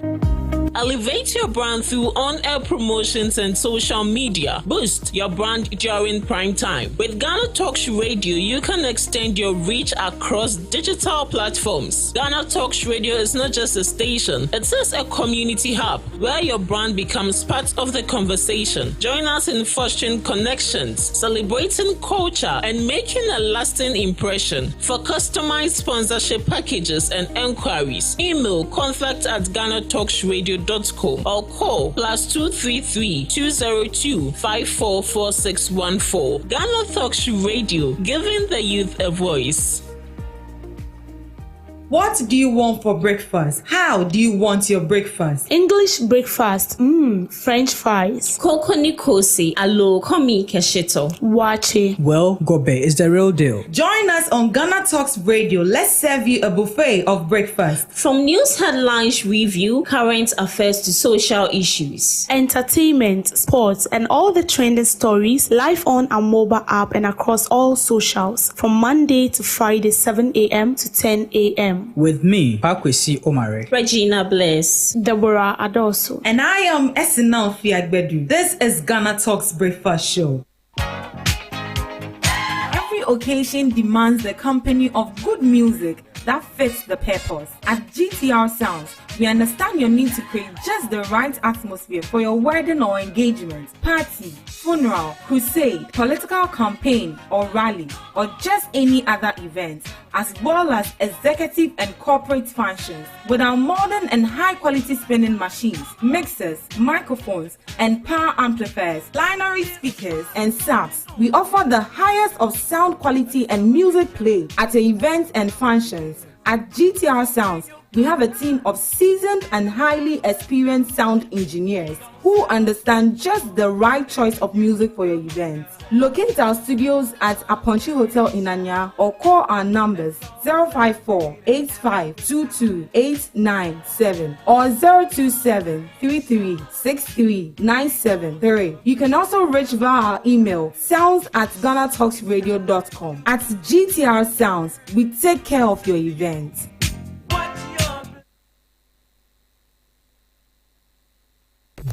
Are you ready to amplify your business or brand's reach and make a meaningful impact in Ghana and beyond? Partner with Ghana Talks Radio today to connect with a diverse audience across Ghana and beyond. Elevate your brand through on-air promotions and social media. Boost your brand during prime time. With Ghana Talks Radio, you can extend your reach across digital platforms. Ghana Talks Radio is not just a station, hub where your brand becomes part of the conversation. Join us in fostering connections, celebrating culture, and making a lasting impression. For customized sponsorship packages and enquiries, email contact@GhanaTalksRadio.com or call +233 202 544614. Ghana Talks Radio, giving the youth a voice.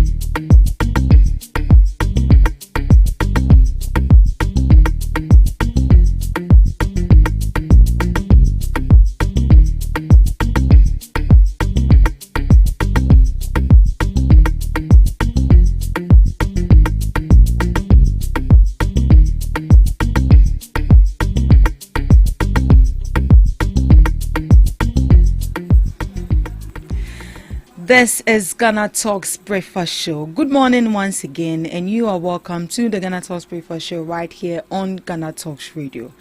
This is the second segment of the Ghana Talks Breakfast Show, and as you know it, we bring in knowledgeable guests who are going to dive into our topic for discussion this morning. And I must say that today's topics, anyways,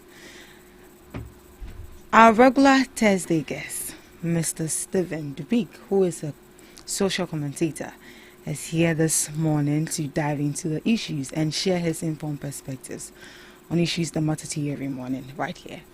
Good morning, Mr. Dubik. Good morning, madam. How are you doing? I'm good, and you? I'm fine. We thank God. Yeah. How's the week? How's the week for you? The week was good. Yesterday I was listening to you. Oh, you were? Yeah. I heard you interview your husband. My husband? Mr. Innocent Fiagbedu. Oh, you mean my brother? Is it okay? I thought he's your husband. But I'm not Mrs. yet. Because the surname is the same, and then I thought maybe it's Mrs. and you've not told anybody. People can do things in the dark. You don't know. But don't you know my brother? I don't know him. Why did I see him? Have I not met him before? You have. No, I haven't. You haven't. I don't remember. Oh, so you listened to us yesterday. I hope did. You enjoyed it. Of course I did. It was insightful. Technical issues like that, you need technical people to address it. And I like the way he delivered on the issues. It was in depth. Yeah. My man. My man. He will come for you. I'm waiting for him. All right. So as you know, before we dive into the main discussions. Now, let me take this opportunity to wish somebody that I know that has helped me immensely. Lamine Ishaka. Oh, okay. Today is her birthday, and then I can only wish her well. I would only pray that everything that she set her heart out to do, she achieves it, and then she should age in grace, age in good health, and may everything that she set her heart out to do come to fruition. Amen. Wherever you are, Lamine, happy birthday to you. And to my boys. Which boys? TNG. TMP. TMP. Yeah, TMP. I think that we've gotten to a level that when I come and sit here, I should be able to talk about the guys who make me look the way I look every day. Of course. They are very good. They make sure that every Thursday and any other day they clothe me, and then if in case you want us to clothe you too, you can just get in touch with me, and then you arrange that, and then you get a nice this thing. You pay for the ad. This thing. We are always open for business, at TMP. No sleeping. You don't sleep 24 hours. 24 hours? Yeah. I'm started that. Yeah. Da. Answer na mama. Cry. The location, please. Why are you looking? Aoshi. Yes. Any social around the Park and Park area. Oh, okay. Any social media? TMP fashion. Yes. On Facebook. Instagram. TikTok. On TikTok. Yes. Yeah. So please get in touch with them. Let them fit you into something beautiful. We can change your destiny, How can you change somebody's destiny through clothing? When you go somewhere and you're looking good, people can approach you with opportunities in any other day nobody would approach you with. That is a destiny-changing opportunities. A destiny-changing opportunity. Imagine that you work at Zoom Lion. What's the sabola or can?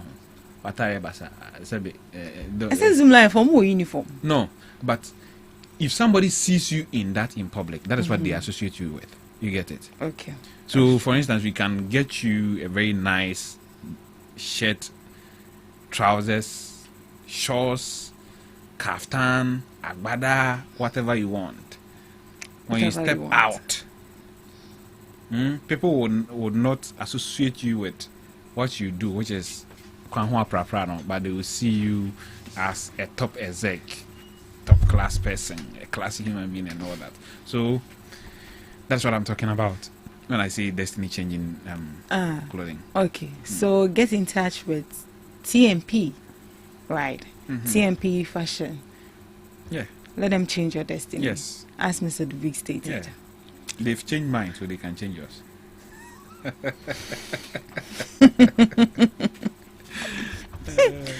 All right. So as you know it, before we dive into our main discussion, we do some just by the way, try to seek your opinion on some issues, some national issues that is trending. Yeah, so for once I thought we were, done with the whole NSS scandal issue. But according to say, should I speak English or Tree? According to say, more revelation. It's like that there are more revelation coming up. So yesterday, we saw in the news that the former deputy NSA boss, Gifty Owari Abuache, was simultaneously enrolled as a national service personnel. Another bombshell. How did this happen? I don't know. How did this happen? You see, and even that, I also saw again that Mustafa approved Gifty Owari's pin as an NSP on April 22nd, 2021, allowing her to sweep 6,708.48 Ghana cedis from government coffers. Hey, aside working, no, not just the working. What creative fake names? And the 35 million and 6,000.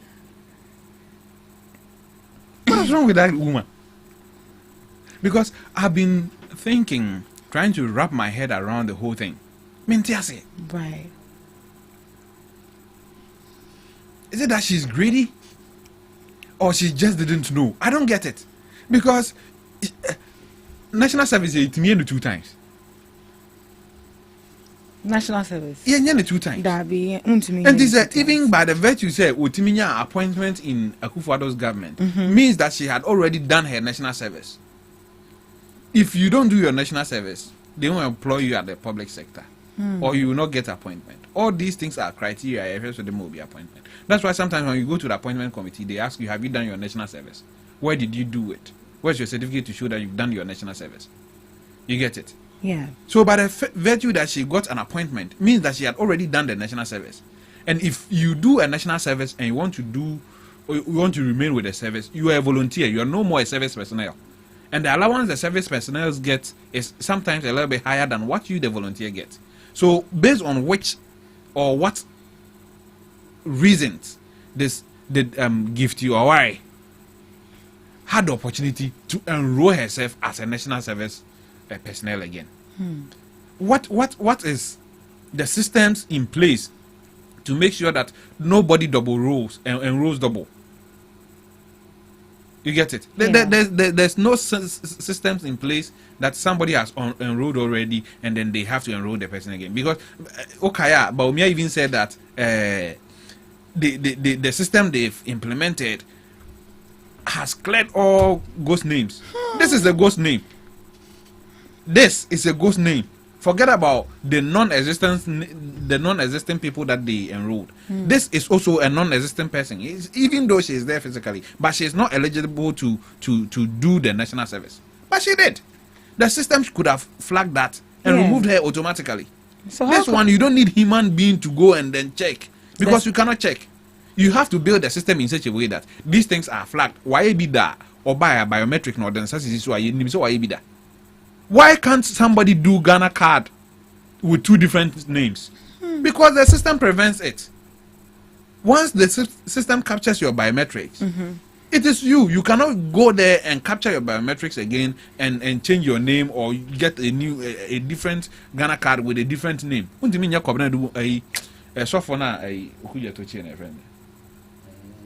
Victor Kusi Boateng. You get it? We have systems in place. I don't know how the NSS system worked. Seriously, I don't understand anymore. Now, also, so volunteer, oje 5 billion afe. Volunteer, also a volunteer, 5 billion allowance. And now, adding. Why? So how come all these things went unchecked? So assuming we didn't have a new administration in power. You see, it is a problem that we have in this country. Internal auditors are paid by these same people. If you call NSS what? Internal auditor no. He's under the SCB and then Gift Your Worry. You get it? Right. So we have to put systems in place that to the extent that the internal auditors in this institution would answer to the auditor and accountant general and not their bosses there. You understand? If they answer to their bosses there, how do you expect them to keep them in check? This is a system failure. A system not failing now. Be a dream. Right? They've killed us. Right. They've ripped the purse of the country. How? So looking at this new revelation, do you think it's going to delay the issue in court or it's going to speed it up further? What the Attorney General will do is that they are going to add additional charges. You get it? Yes. The docket will be amended. The charge sheet will be amended. Let me put it that way. The charge sheet will be amended. If the Attorney General feels that there are new charges, they are going to add new charges and prosecute. I don't think that this is going to delay anything. You get it? If it delays, then we have to question, or we would need to know the reasons for the delay. Right. Friends, good morning. Yeah, good morning. You're welcome. Thank you. What happened today? Both of you? Maybe we have something in common. Maybe. What could that be? Probably business. So maybe. Yeah. He has some business agenda. Yeah. Yeah. You also want to become controversial. He is already controversial. I don't come close to his controversies. I beg. I'm a small boy. I don't engage in controversies. Yeah, so what can you say about this whole Gift Your Worry issue? Yeah, there have been some new revelations to this particular case. So for some of us, we are not surprised. We all knew right from the outset that MPP is known for looting, and they I don't know. We have friends in MPP. They will tell you that when this is for the most honest career, and people are too spiritual, so you fear God and all that. Sometimes you hear some of this revelation, you wonder what at all. I watched a video where an accident that happened, and I saw a human body scattered, and I was like, "Whoa!" So we do all those things in the name of buying cars and all that, and all of a sudden you can just lose your life, and some people come and take out these properties. And you see, when we talk about Bawumia, people make it appear as though he hates the man. I can't hate Bawumia. Bawumia is old enough to be my father. I can't disrespect him as a person, but I'll always question his statements. And Bawumia knows nothing about Ghana digital infrastructure. He knows nothing about it. So MPP guys will come and sit digitalization and ask them what is this. Look, Bawumia on 24th September 2024 said that they have removed all ghost names on government payroll. Do you know the government that pay national service personnel? So they have removed because of Ghana card. Not knowing that the digitalization is rather aiding ghost names. So one will tell you that Bawumia, he likes, making comments, or he likes locaneering. So he will just come on, I'm a digital man. He can't now do anything like this. Ghost names. To the point that former Director General of National Survey, or CICB, and he was paying himself 516,000 Ghana cedis every month. 516,000 Ghana. That's all currency over 5 billion Ghana cedis every month. It was equivalent to about 712 personnel allowance for a month. One person was taking it. So within a year period, he got about 8.26 billion Ghana cedis. I'm talking about new case, not old currency. 8.26 billion Ghana cedis. Why? As a volunteer. Volunteer as what? Somebody as a director. How can you double as a volunteer? What was he doing at that? And which kind of volunteering work will give you? When you say volunteering, it then means that you are even supposed to receive a much more less allowance. as compared to the ordinary national service personnel. But you were receiving as a volunteer, you receive 516,000 Ghana cedis. Meanwhile, the normal personnel who is not a volunteer is receiving 715 Ghana cedis. So we have to take about 712 of national service personnel allowance for a month. That will be equivalent to what you take in a month. Why would we do this? We will do this to our country. So I think that we do have the day in court to prove. I mean, sometimes I don't want to rush and pronounce judgments on people. Who knows? Maybe I mean auditors too can make mistakes. It does happen. But I'm so sure of this. If you look at what happened at Buffer Stock, and I wonder how can you own such a property? I saw that there is it's more than Buckingham Palace. If you have seen the building, it's more than a mansion. It's not even qualified to be called a mansion. They have to get a different name for it. Somebody that you couldn't pay suppliers, that women are mothers who are old enough to be your mother at the time, had to go and lie down, cry, and say you don't have money. Yet you have money to go and build houses, buy a house over $1.6 million, some of them $750,000, and pay in cash. Sometimes I don't know the level of greed that will cause people to do this. I just don't know. I can't just imagine it. Like, we know politicians find their way to get money and all that, but the extent of looting under MPP was just unimaginable. And I think along the line, the law will deal with them. Right. And Attorney General, I believe, will see to it that they are all prosecuted. Do you really believe he can prosecute these people? Because we've seen other high-profile cases go very quietly without hearing anything about them. Maybe if you can give me an instance, I will be glad. Like an instance, not under this. I mean, people will talk about Nolly Prosecua and all that. Yeah. There was a reason why the Nolly Prosecua was found, and you take the case of Arthur Forson. Arthur Forson, a verdict was given on Arthur Forson. The court acquitted him, discharged him of no crime committed.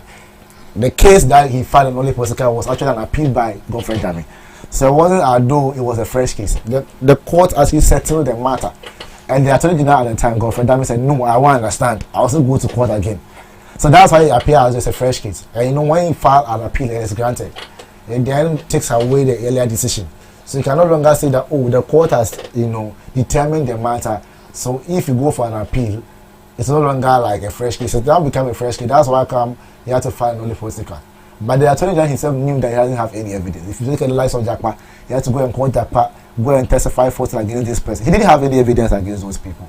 If you talk about Comrade Dofo and others, the court was very clear. Falsification of figures cannot amount to such a crime. You don't have to correct them. It wasn't an amount as in money being looted or something like that. So although it was to some extent a wrongdoing, and then around such going to court for 4 years or 5 years. So we need to assess the issue as they are. And of course, I know we'll be discussing what is the first topic?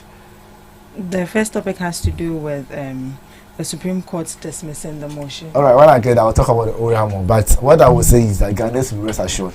Everybody who has looted the state's money will account for them. Will account for them. Yeah. Right. So there's been another issue that has to do with a petition being sent to the president to remove the OSP from office. Do you think it's high time Kisi Japan should be removed, since there have been some critic that they don't see his relevance in office? Is that Mr. Dubik? Yeah, Mr. Dubik. Okay. Oh, I thought you were on the floor. I didn't want to interrupt your flow. Oh no, it's a new topic. It's a new issue. Okay. What was the topic again? OSP being removed. Petition. A petition has been submitted. Who sent the petition? For that, I think it has to do with Governance Coalition Agency. Who are those people?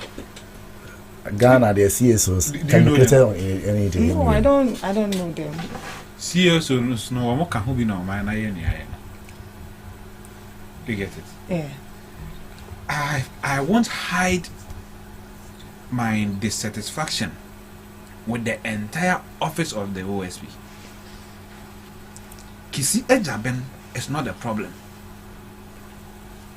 The problem is the setup of the OSP. Martin Amidu was there before, right? Can these people tell us, the people Martin Amidu successfully prosecuted before Kisi Ejaben? None. Zero. So the office itself has failed. It is not the individual leading the office that has failed. Because it's been 6 years since that office was set up. If they have anything to call for, they should call for the total shutdown of that office. We can amend the act that establishes IOCO and then give them prosecutorial powers. IOCO ni OSP adwuma. The difference, and I say IOCO ntimi nko court, OSP ni ntimi nko court. The difference is say OSP ye ni secret mu wi a ono na de na assemble court. IOCO ye omu de wi am de kwa akoma attorney general. And they say per office bi amana yes adwuma no a. Enye no say ye amend IOCO act no. No mo atimi ye omo hwe mu court. Enye the same thing. Look at the budget we've wasted over the years on the office of the special prosecutor. Saying or the amount, how much has the office of the special prosecutor recovered for the state for the state over corruption? Charles BC will assemble then at that court how many years? The OSP they call court in here. You see, you create institution to gain from the institution, not to lose. But here they say if we set up the office of the special prosecutor to stop corruption, and then even if corruption occurs, he should prosecute and make sure they refund the money or arrest and jail people. No money, yeah. I can't blame the person, the second person in that has come there. I cannot blame that second person. I'll only blame the institution. Me sorry na me di msika akoto bank. And de bia me kwana msika no. Me busha omu ntimi nya akonta amamia. Why then won't I close my account? Yeah, you will. I'll close my account. I won't call for the manager's head. I'll close the account. So says you kisi jabin free ho. Ne di nipa foforo ba no so bana office na enye efficient. What are we doing? Let's just say every year we keep on pumping money in there without getting results. The office of IOCO has shown us that they can get results. They can get results. So why not? So as of now, you are proposing that yes, they should close the entire office of the special prosecutor, and then amend the act that establishes IOCO and give them a prosecutorial powers. When they do the investigation, they can also go to court. If it is the leadership that you have to make the law, like they are lawyers to lead the IOCO, then you should. You get it? Yeah. But say you being free horn, I say there. You see, our democracy, you know, our democracy is too much talk. Because I am Obia Kwanso to make us and to be a sorry no so kasa. You get it? You write a petition. Say you being free horn. The person is prosecuting cases in people's mind, no, it can be termed as political watch hunt. Oforiata. Oh, green say a friend saying, OSP ni free OCC now NDC appoint you be. How do you think the Oforiata case will go? It will be like now they brought their party person to hunt Oforiata. Ye be ya asem na sa na asem na sa. Na say. See, OSP ni nye juma. Let's shut it down. You see the office of the special prosecutor. If it is not working, let's close it. Let's close it. Why? Do you think you should close it? For whatever reason, I have my biases on the count of the OSP. I like him. I like the gentleman. I just so much like. I don't know why, but of late I don't know. I'm beginning to dislike him a bit. The OSP's handling of Mr. Kurofarate's case, I think, feeds into the growing narrative that he's helping suspect or accused persons to evade accountability. Look, the OSP decision to place Mr. Kurofarate on Interpol red list presupposes that you have concluded your investigation or gathered concrete and sufficient evidence. The AG write to you requesting a docket to trigger, extradition processes. Then you say, oh, I've placed him on Interpol and whatever, so that is enough. When you, the OSP, you are on X threaten that you are done with your work, you have concluded your investigation. It's left with the Attorney General. What is left is between the Attorney General and the United States. Meanwhile, just present simple docket. You don't need to conclude the investigation. At the time of placing him on Interpol red list, implicitly suggests that you have gathered enough evidence, some sufficient evidence. That's enough. It is enough for the AG to trigger extradition. But give the AG or the AG's office docket, that one has become a problem. Yeah. And so we are leaving room for people to think all manner of things that you are indeed helping Mr. Kenoforiata to evade accountability. And for whatever reason, I'm buying into that idea. Common docket, present it, give it to Attorney General. If he's unable to break Kenoforiata down, that one is no longer your problem. Now Ghanaians are accusing you of being the reason why Mr. Kenoforiata is not in the country. He's not in the country. Now, and you are saying, no, it's not in my place to do so. But rather, it's a state agreement. So the Attorney General on behalf of Ghana will now have to work with the United States to get Mr. Kenoforiata down here to come and answer questions, which we have understood. Now the AG is saying that I need a docket. You have started the investigation. You have briefed the country on the extent that you have gone with the investigation, the evidence that you have gathered. So I need not to go and gather additional information. I need not to go and start another investigation again.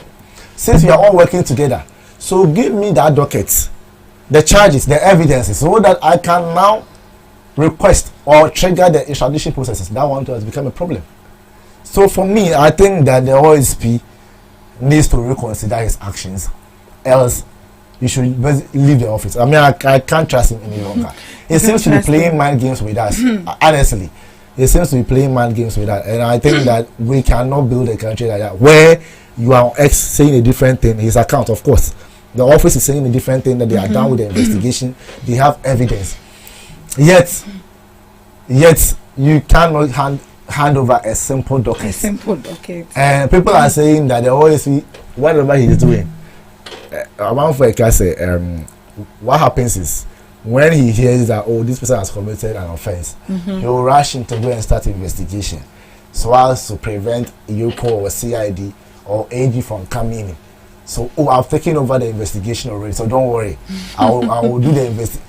So for some reason, that's the popular perception out there. A classic example is what do you call it? The Adomochi case. Paul Adomochi. And people are even saying that OSP has also committed some offenses. So if you do the likes of Paul Adomochi, by now he has agreed with Paul Adomochi to go and insult him again or shout on him again. So for whatever reason, we have seen that ever since Paul Adomochi left the OSP's office, he has never on any occasion, whether on Good Morning Ghana or Good Evening Ghana, attack the OSP again. Never. Okay, never. So I don't know whether there was an agreement. People are, that's the popular, opinion out there. But what I'm saying is that hand over a simple docket. You will say free so. We'll say Attorney General. After now, man, for the pressure, look, I'm going to say, oh, honey, I don't know, Famano. One time for now, Ghana, and you was same you. And the pressure will be on Attorney General, not you. Right now, you're letting people attack you for unnecessary reasons. It's not your place to bring the person down. So give it to the person. The person asks for 2 personnel from your office and a docket.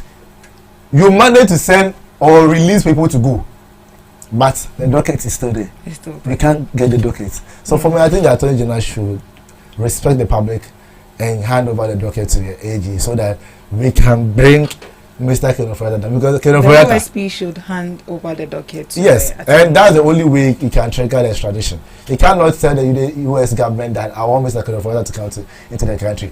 If you look at extradition, mostly they don't want it to be on political biases or a political agenda. It shouldn't be on political grounds.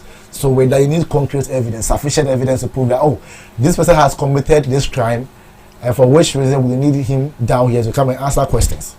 So Mr. Kenoforiata needs to come, and me, I want him to come, because what he has done to this country, he will come. Hey, it's more than hell.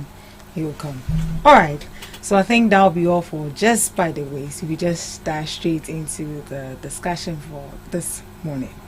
So for our first topic, Supreme Court dismisses motion to bar Justice Nyandu from Edu Boahine's trial. The Supreme Court has dismissed a motion filed to bar Justice Nyandu from presiding over the Edu Boahen corruption trial. So the motion, which alleged bias on the part of Justice Nyandu, was filed by lawyers for the accused, who argued that certain comments made by the judge created a perception of unfairness. But in its ruling, the Supreme Court held that the application had no legal biases and that Justice Nyandu's action did not demonstrate bias or prejudice. This decision clears the way for the trial to continue before the same judge. Now, this particular case has actually attracted wide public interest and with regards to this particular corruption case.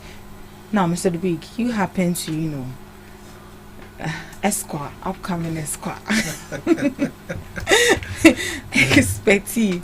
So can you share with us what it actually means for the Supreme Court to dismiss a motion to bar a judge? Okay, so basically what it means is that the Supreme Court says that they should go back to the same judge they didn't want to sit on the case. And then before a Supreme Court or a court can bar a judge from sitting on a case, you must prove it beyond reasonable doubt. It shouldn't just be your imagination and your thoughts at play. You must prove with evidence. Because at the end of the day, the judge's integrity is on the line. Once the Supreme Court rules that, okay, you are biased, or you think that you will be biased, you might as well leave the bench. You get it? Yeah. When the Supreme Court does that to a judge, the judge might as well leave the bench. Because, you see, the relationship between the accused, the prosecutor, the judge, the defense attorney, is the trust that the judge will do good by the law or will stand by the law and then judge. You get it? So if that trust does no longer exist, then you don't have any business being a judge. You get it? Yeah. So I understand what do you call it? Atachia wanted to do. It was just a delay tactic. You see it to be a delay tactic. Because one of the people he was defending has now turned into a prosecution witness. Do you know what that means? What does it mean? It means that all the strategies you discussed can now be shared with the Attorney General and his prosecutors. And is there a danger? To their case, it is. Why? You understand? Yeah. To their case, it is. So he's just trying to find ways to delay the case, re-strategize, and see his chances of winning the case.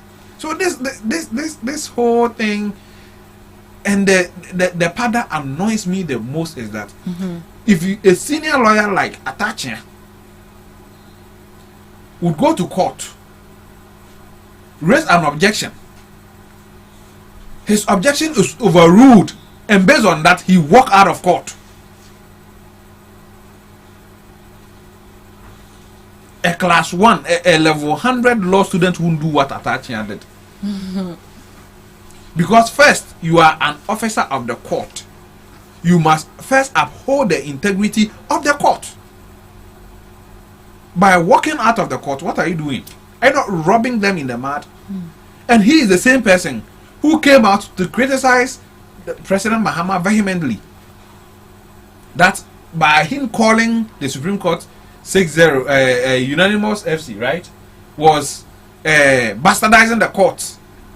Somebody called them 7-0. You think it is bastardization, but you walk out of them, it's not bastardization.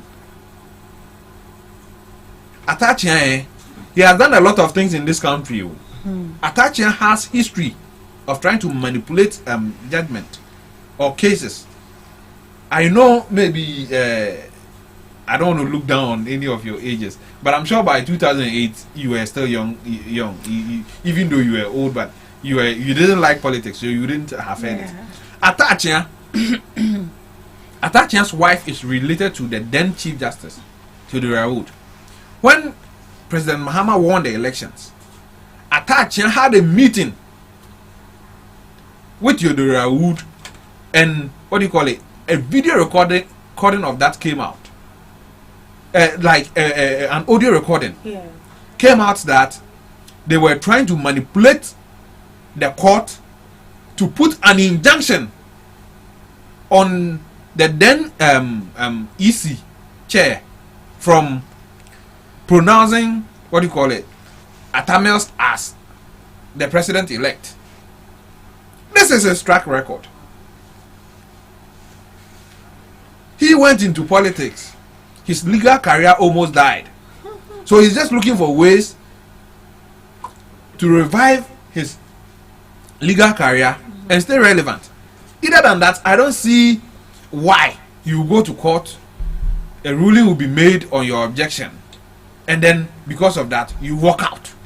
If I were the judge on that day, I would have cited him for contempt and appointed a public prosecutor, a public defender for his client. The judge has the powers to do that. If you go to court and you don't have a lawyer, a judge can appoint a public defender to defend you.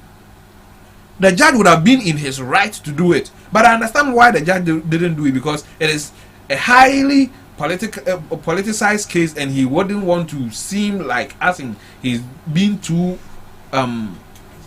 strong-armed. You get it? But for me, the whole issue doesn't make sense to me. Right. To the extent that you accuse a judge of being biased, and for that you file a case in the Supreme Court, and the Supreme Court has not sat on the case yet, and blah blah blah. For that you are angry, you're walking out. Really? If somebody else had done it, I'm sure it will be Atachian writing to the General Legal Counsel to sanction that person. I'm not a lawyer yet, but I wish that the lawyers should write to the General Legal Counsel for disciplinary issues to be raised against Atachian. Let him go and answer for what he did that day in the court. Right. Friend, what can you say? Hey, Atachian. Anyway, this one also boils down to oral. Everybody will account for the money. This is not a novelty. This is not something new. I mean, this is a common strategy employed by accused persons and their legal team to derail prosecution processes. So once they accuse you of having certain biases, they put you in a very strict corner, so that you can't do what you're supposed to do. And to first of all, prepare the mind of the public that okay, if the judgment go this way, it was because the judge is this and that and that. That's why. It wasn't because my client was guilty. So these are normal strategies employed by lawyers. So I wasn't surprised. But unfortunately for me, it didn't work. It didn't work. And I don't think it will ever work. Anyway, I know people are, trying to cast down oral and cast doubt on oral, and we are not seeing the prosecution and blah blah blah. It's taking long. What have you? I want to make the point forcefully that the NDC government is fully aware of the obvious fact that a significant section of Ghanaians voted for us largely because of the oral promise we made, and therefore have a legitimate expectation to see oral succeed in a short period of time. And I want to assure them that this government is genuinely committed to this crucial mission. The Attorney General has a duty of presenting watertight evidence, concrete evidence, and facts before the court, so they can prove all defendants guilty beyond reasonable doubt to secure conviction. So if you are an Attorney General, you go to court under pressure because people are saying that, hey, 8 months, 9 months, you are not seeing anything, no conviction, and you rush to court without concrete evidence, that can withstand the test of scrutiny. The same people will come after you that, oh, the people that you prosecuted, all of them tactical knockouts, they couldn't present enough evidence. Oh yeah, one bomb part, Attorney General, one bomb, and all that. So the same public will come after you. So you have to manage the public expectation and also look at what the reality is. When I talk about the reality, it does not mean we don't have evidence against the people. No. Some of the cases are such that you need to get a more solid evidence. Okay, so I have evidence which suggests that this person has committed this crime. but I want to get additional evidence to solidify my initial evidence gathered. Right. So that's the point. So it's not as though, if you have gathered evidence, then go to court. That's not it. We have levels of evidence, the degree of the evidence. So how concrete is this evidence? Because the more concrete your evidence, the faster you can secure prosecution. Because anytime you go to court, you have more solid and unimpeachable, irrefutable evidence to, put forward. Then when it comes to people saying that, Adubuahin case, NSS case, every day the Attorney General is engaging in media trial. I do not subscribe to that proposition. In my kind of opinion, if I'm communicating information captured in an investigation report, it does not in any form or shape amount to pronouncing someone guilty. If I say that my investigation has revealed that Mr. Dubik has transferred money from public account to his private account, and for which I believe constitutes a crime against the state, I have not pronounced Mr. Dubik guilty. That statement is not pronouncing someone guilty. I'm only stating fact that this is what my investigation has revealed to me. It's not the same as saying that, okay, because of this, I think you have to go to jail for 5 years. No, he has never said that. The Attorney General, I strongly believe, is mindful of the fundamental human rights of every Ghanaian to be presumed innocent until he or she is proved or has pleaded guilty, as asserted in Article 92. I think 97 or whatever, 2 clause C, right? That you have to presume innocent until you are proved guilty or you are pleaded guilty. And so Ghanaians can rest assured that once you have taken money or you have looted the state, and I said this on one platform, whatever happened under MPP was basically romantic looting. And people were trying to laugh at me and all that. They were looting in pairs. Like, they and their wife, they didn't even loot with the grassroots too. So Article 19 clause 2C, that's it. So you have to be presumed innocent or that you have pleaded guilty. So they were looting as in family and friends government was taking shape in another form. At least go and loot with the grassroots. And very unfortunate is that the same grassroots will go to Yoko and be saying that release the person. Meanwhile, the person and the wife is enjoying. Look at Hannah and the wife, Adubuahin and the wife, NSS boss and the husband. Hey, Mudi Odowa Kronobo. APP has introduced a new dimension, a new form of corruption. That now we can have partner corruption. That's you looting state money with your partner, creating different accounts, layering. You see, Adubuahin case has to do with money laundering. Give to a while money laundering, similar cases. When it comes to money laundering cases, if you don't take your time, you go to court and lose. Oh yes, that's what we call layering. So what these people do is that they create different accounts, put money here, just to conceal the origin or where the money is coming from. So that's how can you see the money changing at all times. The money doesn't pass through one route. No, they won't do that. So it's quite surprising sometimes how people want to put up a defense for these people, for this heinous crime they have committed against the state. President Mahama will ensure that everybody, once you have got something to do with the state, will account for your stewardship. And Charles Adubuahin will be one of them. And I'm very sure. He's a reverend now. So you're a reverend. I only heard him preaching in church that Bomisika too. Yes, I don't know if you have seen the video. Bomisika too. That means that just mention the amount and I will pay. And states, God. On my ID, 3 billion IMF credit facility, and we are here. Hanan and Co. Hanan. So when IMF gets to know, I believe they are watching. But IMF, they are all part of our progress. They are all part. Let's be honest, they are all part of. They are equally corrupt as we are. These are obvious things. They are influenced by other countries like the US. These are the major parties that influence them. So they also profit on the states. They profit on us. They influence, shape our policy directions. When IMF is coming to support you, it's not just about giving you fiscal cash. It's going beyond fiscal cash. They want to influence your policies, your culture. That's how come some powers behind IMF will tell you LGBTQ+. So if you understand those global powers, how they play, you will think that IMF, they are friendship. Please, they are all not helping Africa. Let's be honest. They are all bogus with the greatest of respect. We need to build our country. We need to be independent for ourselves. But what I'm saying is that the lives of Gifty, what's the name? Owari Mensah. You didn't say the pound with the husband, throwing big party for the husband. buying watches. That's a new cool no penny pound because one sugar mommy. You look at Hannah, you look at sugar mommy. So now what? Oh, I will say something, but if cyber not, security. cyber security. The bill, you cannot arrest me. Alright. I will not make malicious statements. I will not make false claims like the MPP will do. What I'm saying is that they are going to court, and they shouldn't be cutting corners. And then they're going to speak to the person. There's like a chairman wants me. All of a sudden, someone he has lost weight. Oh, I'm very sad for him. I saw him 2 days ago. Chairman wants me 10 gram. Controversial, but you are 10 gram when they were losing weight. The governor, somewhere that if President Mahama wants to come to command, he has to come and seek permission. National security has to consult you, right? I can't even consult national security. Now phoning people like, oh, can we talk? Can you come home, please? Governor, governor. I believe governor will have a taste. 2 days in Yoko, governor said he was seeing ghosts. And I don't know what we're going now. I'm best friend now.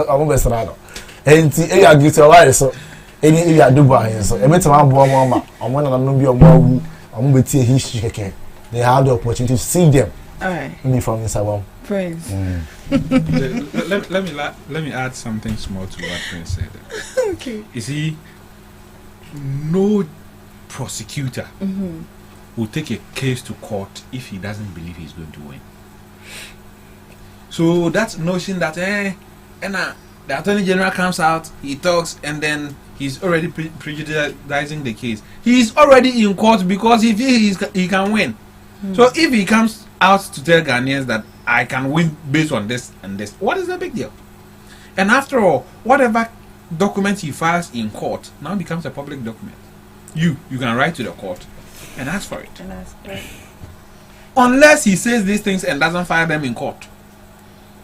That's why we can say that he wasn't honest in addressing the people. But if he says these things and then he goes ahead and files it in court, then there's no big deal. Where's the issue? Right. But let me clear this too. I think a week ago, Mr. Daniel Yadomelevu made a statement about all our documents contained garbage and all the MPP were running with this. I've seen the likes of MP from Manchester saying that we told you. And I was like, hey, this man, do you understand ORA at all? ORA is in stages. We say they are going to recover all route. Now, the committee that was established, was even before President Mahama was sworn in. So that committee couldn't have, at that time, didn't have any legal jurisdiction or was not connected with any powers. It was just to gather information. So even if I receive the information, I don't have any powers to go and verify the information. Who are you? Everybody can put, even GhanaTalks Radio can put a committee together. That if you have any information about public servants, bring it. There's no law preventing GhanaTalks Radio from that. But you don't have the powers to go to Yoku or NIB or Ministry of Education that are going to verify some information as your capacity as who. We are going to prosecute somebody. So what happened when we gather the information? People can just phone in, oh, waiting this person has stolen this amount of money. This is the information I have. So what Mr.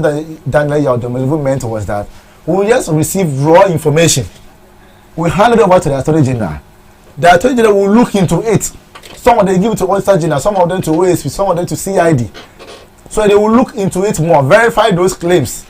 If there's need for you to do forensic auditing, you do it. That's why he made a statement. So they like handing over raw information to me that this is what I got. So look into it. So somebody alleged that maybe Mr. Dubik has stolen state cars about 5. Okay, this is the information. We've not verified it. Go and look into it. That's not garbage. This is a raw information I have to process. By engaging in further investigation. But I don't know how it was difficult for members of MPP to comprehend it. Of course, I know it was a political point to advance. So they were just running with it. Oh, we told you, oral is empty. Meanwhile, the same people that say oral has failed are the same people crying on political witch hunting. Double standard party. Right. Let's not take them serious. Okay. So, Mr. Dubik, moving on. Should I add to it? No, please. Too controversial, people. So, from a legal perspective, what level of evidence do you think should be sent to the court for the court to say that this judge should be removed from a particular case? What level of evidence? You cannot say.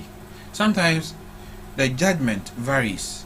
The judges sitting on it, it very like their perspective are not the same. What might appear to me as a bias or a conflict of interest might not appear to you as a bias or a conflict of interest thing. So doesn't the court has a standard one? No. There's nothing like standard. You know, there's ethics. Yes, there's ethics to every profession. Judges have their own ethics. Yes. Lawyers have their own ethics. Yes. Journalists have their own ethics. If that ethics are breached, you understand?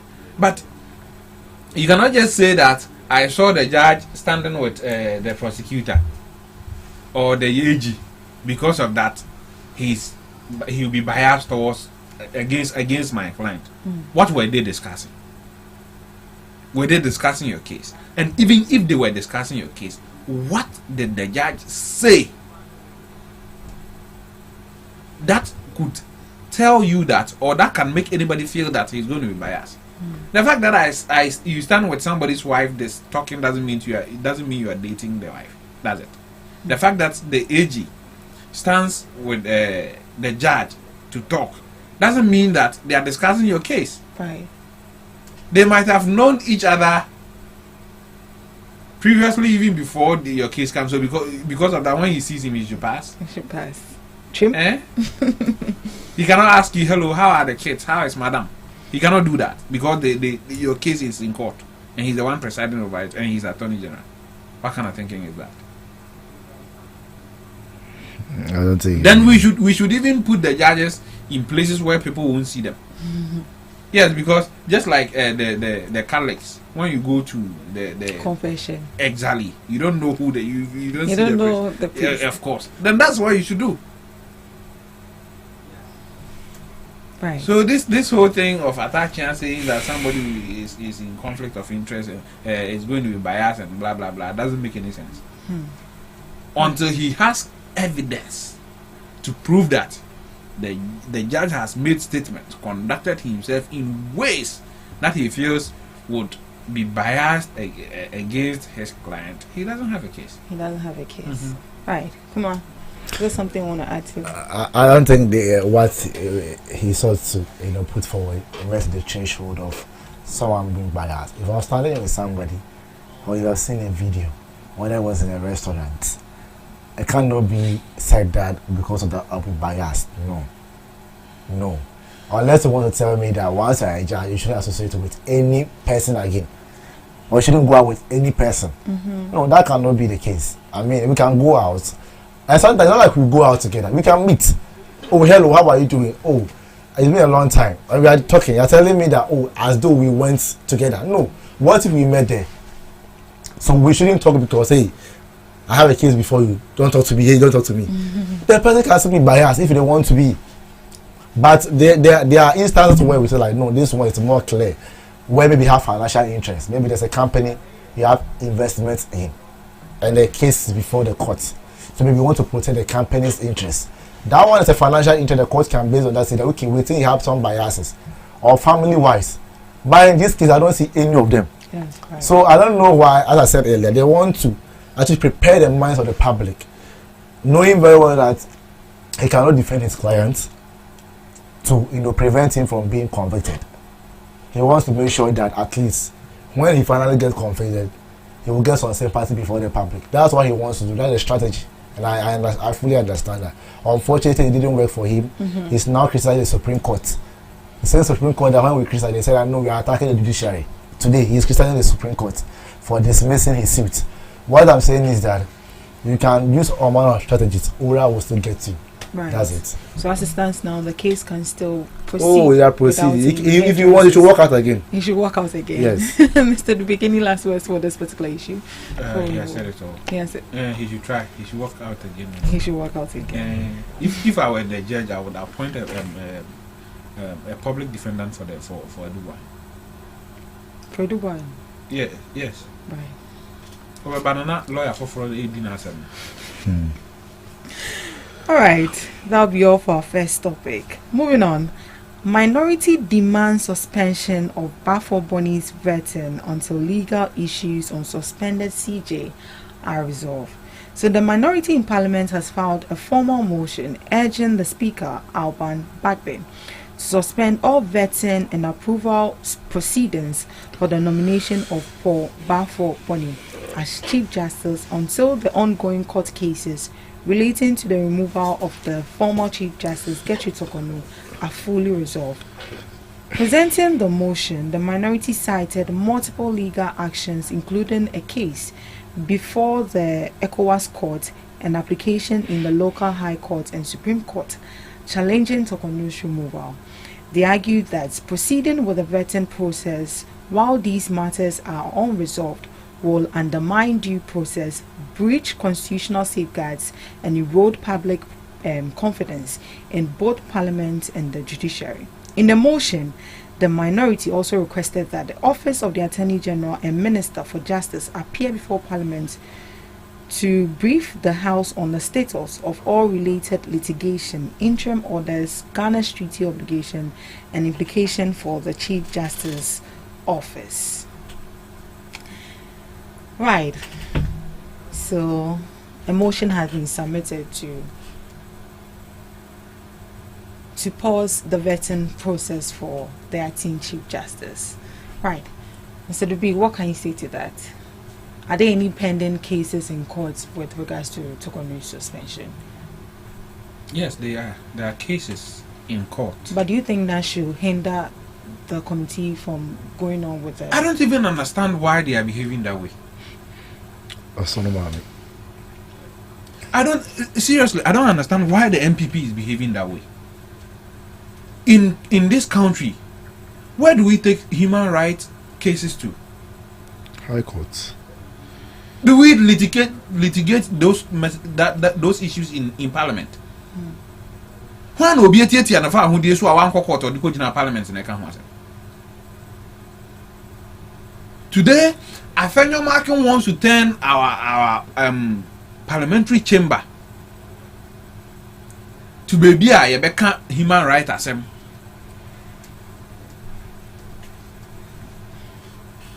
Instead of going there, sitting down, enacting laws, Afenyo Markin wants to turn it into a political football ground where they will play politics on the floor of chamber. If the speaker admits this motion, you will hear the argument they will make. Because they feel that they have immunity. Whatever they say on the floor cannot be a subject of a court case, cannot be a subject of a summons. Inti a ho no mbekwa akos kansan fun a wo muntimi nka na bonten ho no mbekwa akokano. Minim hwe kura na nye chamber ho na obi ka say daughter of a murderer na up to today hu. Yeah. And in some form muntimi nka na bonten no ho no mbekwa akokano. The committee, the Article 146 committee, the article itself does not allow for, what do you call it, appeal. You can't appeal when their work is done. If their work is done, it is done. Their work is complete. Now it is for the president to appoint a new person. And some court near can we near say enya kwan papa so near fast yi to kono a. The status quo goes back to the same place. Right. You get it? Yeah. It is not something that we should crack our heads over, fight over, go to Parliament, waste our precious times over. You get it? And I heard what do you call it? One of the signatories to the motion, the notice for motion, Tampuri or something, saying that if the assembly could be court near can we now say Tokono ye nyine kwa papa so a just say ko activate article 146 and say the yiba ko no wo ho no, and what is this? And he's a lawyer. in law you can't put something on nothing. Enti say procedure na e do buy any flaw da. You correct here, you go along with the flaw. Enti say you can say appoint you vete bafo boni e chena na oye a Supreme Court Chief Justice or Chinachia. Na adechie ye fa ye hunu say tokono kwan na fa so yi no na nyanti court say on san konko ye na dwuma obekọ as the CJ. You don't need any processes to remove bafo boni. Court na shemra say ne kwan fa so yi no enyemra papa enye kwan papa so emra be na huya for her to take back her office. So I don't get this argument on bakwa no adiano what do you call it, parliament ho nyina no would be say womanya snippets of ensema course or committee no and no no ka ho asem go parliament, and the committee won't be there to defend themselves. And no makwa cancel na jan ho sa ne ya fa no hands at no in 50 years ye nyina ya wu kono nipa foforo e be ba no ko fa hands at no be ka inti say na dey a Chief Justice without the response of the what do you call it, the committee members or the people who presided over the committee to counter as some no more can. So this whole thing is politics normally at the way. And history wouldn't be kind to talk on. Do you know why? Why? History wouldn't be kind to her because so kofa and Niema also after or after say say you know everything sure say she was doing the bidding of the MPP. So can just adding. So I find your mark in the assembly 10 o'clock. Now can ask a man at 12 o'clock in Jino or Santa. I find your marking. What they assemble 10 o'clock. Friday a Supreme Court on Tanase. Not talk on what penny pa. I can ask a mamma 10 o'clock, 12 o'clock in Jino or Santa Cowie. Nanken, yes, assembly in for Parliament for me. And I'll be disappointed if the Speaker admits this motion and even announce that they will debate on it. So can a veteran still go on with this motion being? So they will vote on the motion. Yeah. How can 87 MPs overrule 189, right? 187. 187. How they know they are going to lose. When they say motion, no crisis Speaker admits here, they will lose. But what they are trying to do is that they are just looking for avenue to make argument it will be captured on record. That is all.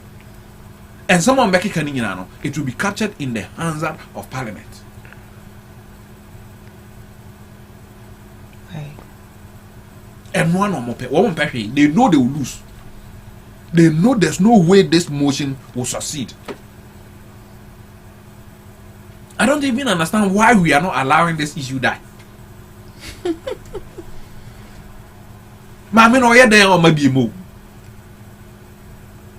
Maybe they just want to, protect her reputation. What reputation? Clear her name. Clear her name, Ben. Now, no reputation be a hobby. Did you regard her looking at how our legal system was under her? Did you regard her?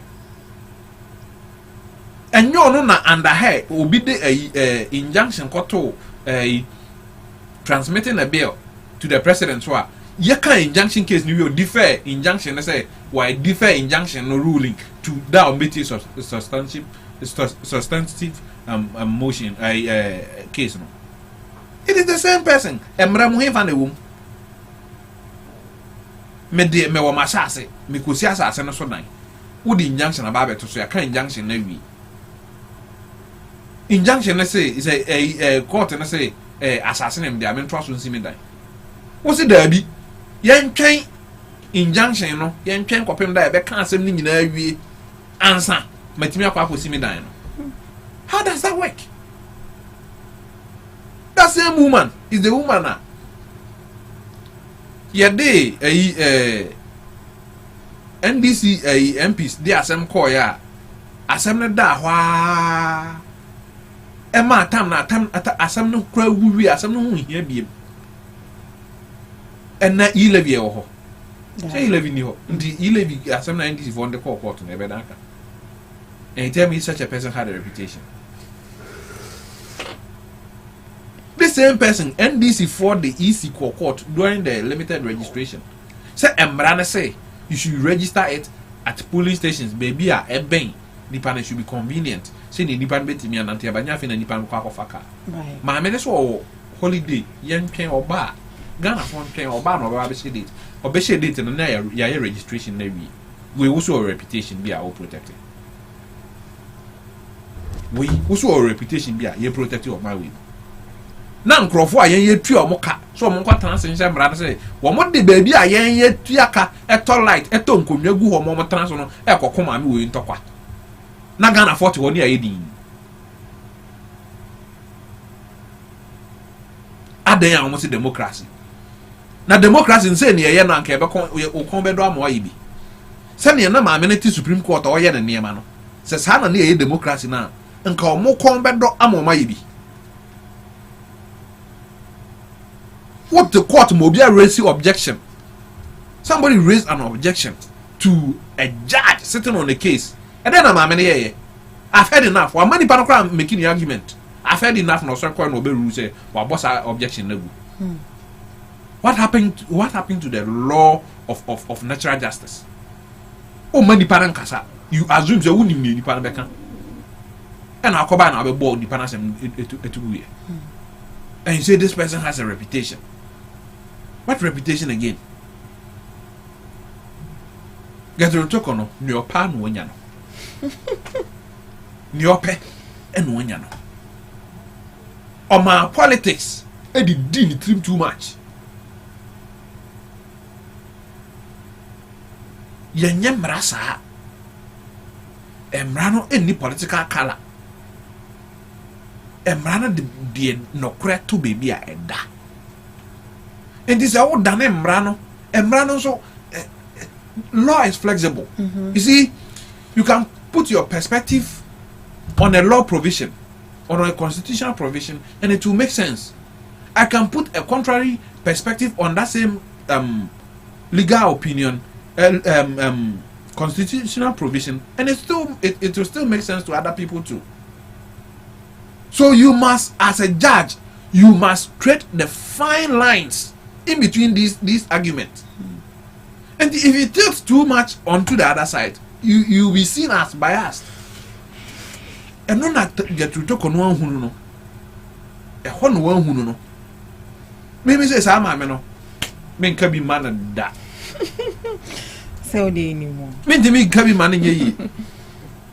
Because I'm a trans and I'm a friend near more ye.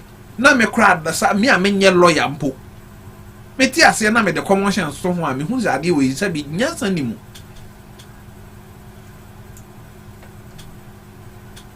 So, whatever she wanted, she has had it.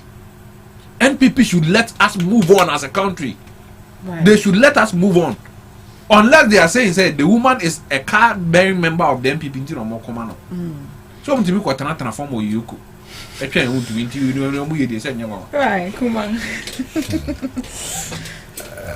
This CJ issue, something I want to always swerve it. I want to dodge it. Why do you want to dodge it?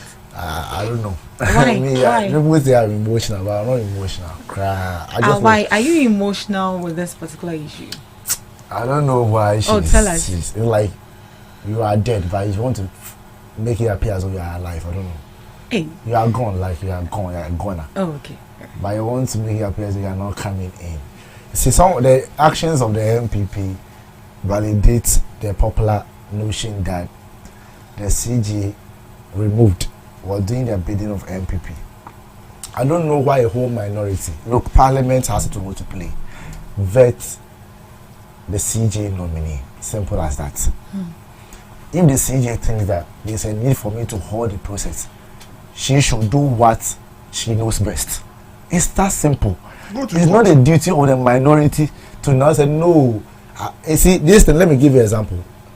It's just like President Akufo saying that don't bring LGBTQ plus bill to me because I've heard that somebody is going to court. MPP, they have it's the same party, so they treat it runs through. Don't bring the bill to me. Somebody is going to court. We have seen the same thing playing out here. No, we will not vex. We have heard that the CJ is in court, so we will not vet the nominee. The executive and the legislature have a role to play. The president nominates, you have to vet the person, approved, and they can swear the person in.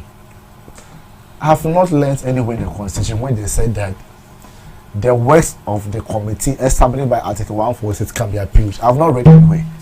So even the CJ trying to use an appeal or trying to appeal a decision, I don't know where it is coming from. I mean, I know she's a lawyer, she has been in the practice for years, so she knows more than I do. But I don't think you can appeal the decision of the committee. No, you can't. They have MPP members trying to defend, I believe, I'll call it their mother. Because, yes, their mother.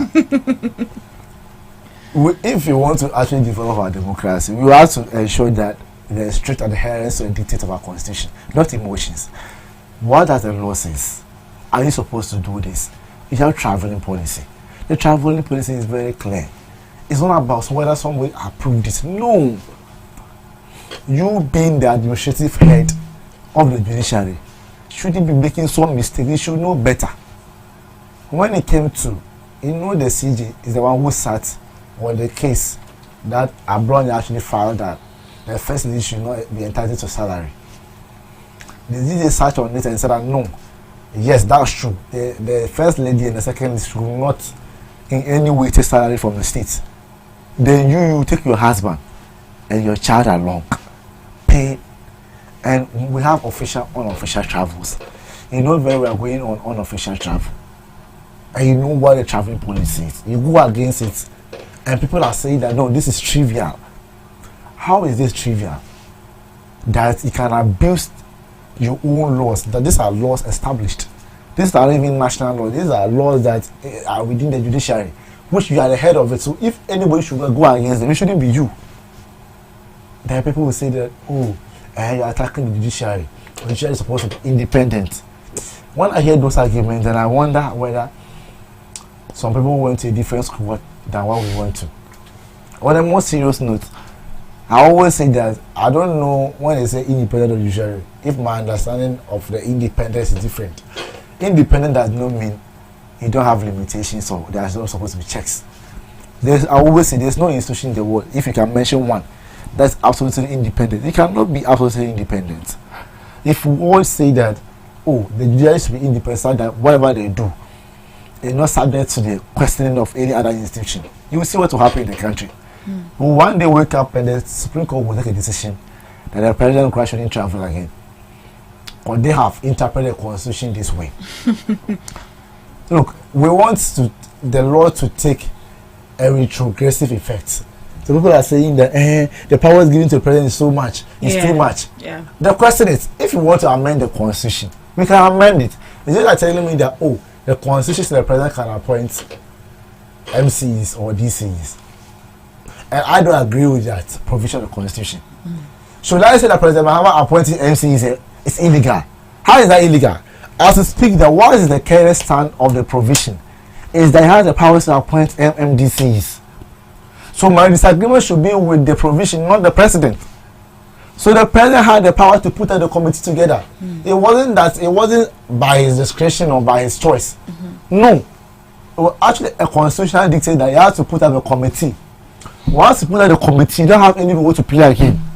While the committee is done with their work and they present their recommendation, you don't have any discretion to exercise whether to act or not to act. The constitution is very clear that you must act on the recommendation of the committee. So the President Mahama did not remove Madam Getu Tokono. Now I don't even know whether I should call her lawyer, because right now the way we are stripping her off, she cannot be even called former or called maybe you can pass the person, but justice cannot be called justice again. Because you have been sacked. Not like you have been sacked, that's what it means. And I'm very sad for her. That's why I said I was quite emotional. I felt like, and I've heard some key members of my party saying that she actually called on some two people, prominent people in the country, to talk to the president about it. And if I find a way to help her out. Help her out in which sense? And the same person is taking us to ECOWAS court, demanding millions of dollars from us. They go and accuse us of fear. And it's political chanting. This person is this. The same person. Because the minimum years of practice is 15 years to be in the superior court. So it means that she has been in the process for long. All these years. Whatever she has built for herself, gone down the drains, should not be. Oh my goodness. I'm very sad for her actually. And the fact that she's been quote unquote stubborn. And the sympathy that she has for now, she'll manage it. I think she has some answer of sympathy before the public. She wants to win completely by going to court again. It's like Yabo, what of form? A man for saying, oh, be more emotional. Why the man is fine. But solamente yes here. Also, this idea we empha. So what I told you want to prove? What point do you want to prove? You know this one, it won't work. You want to sit, use a certain means to achieve an end. No.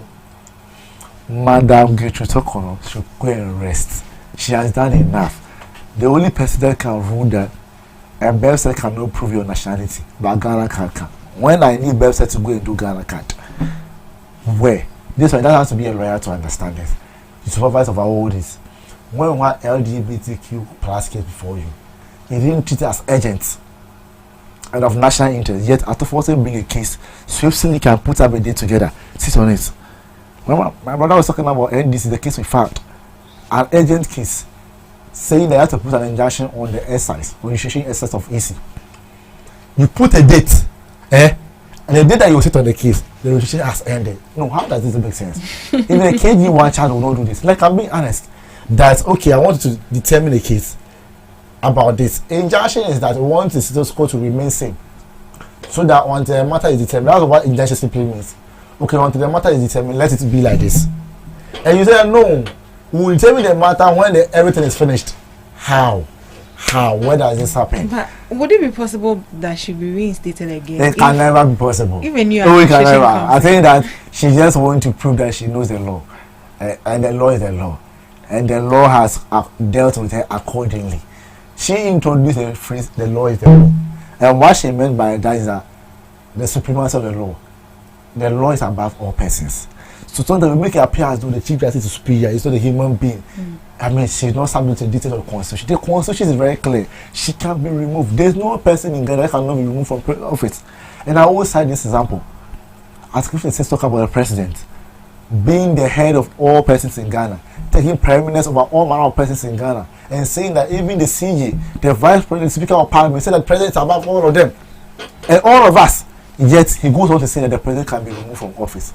How much led the CJ? How much led the speaker of parliament? The question is about, is the process fair?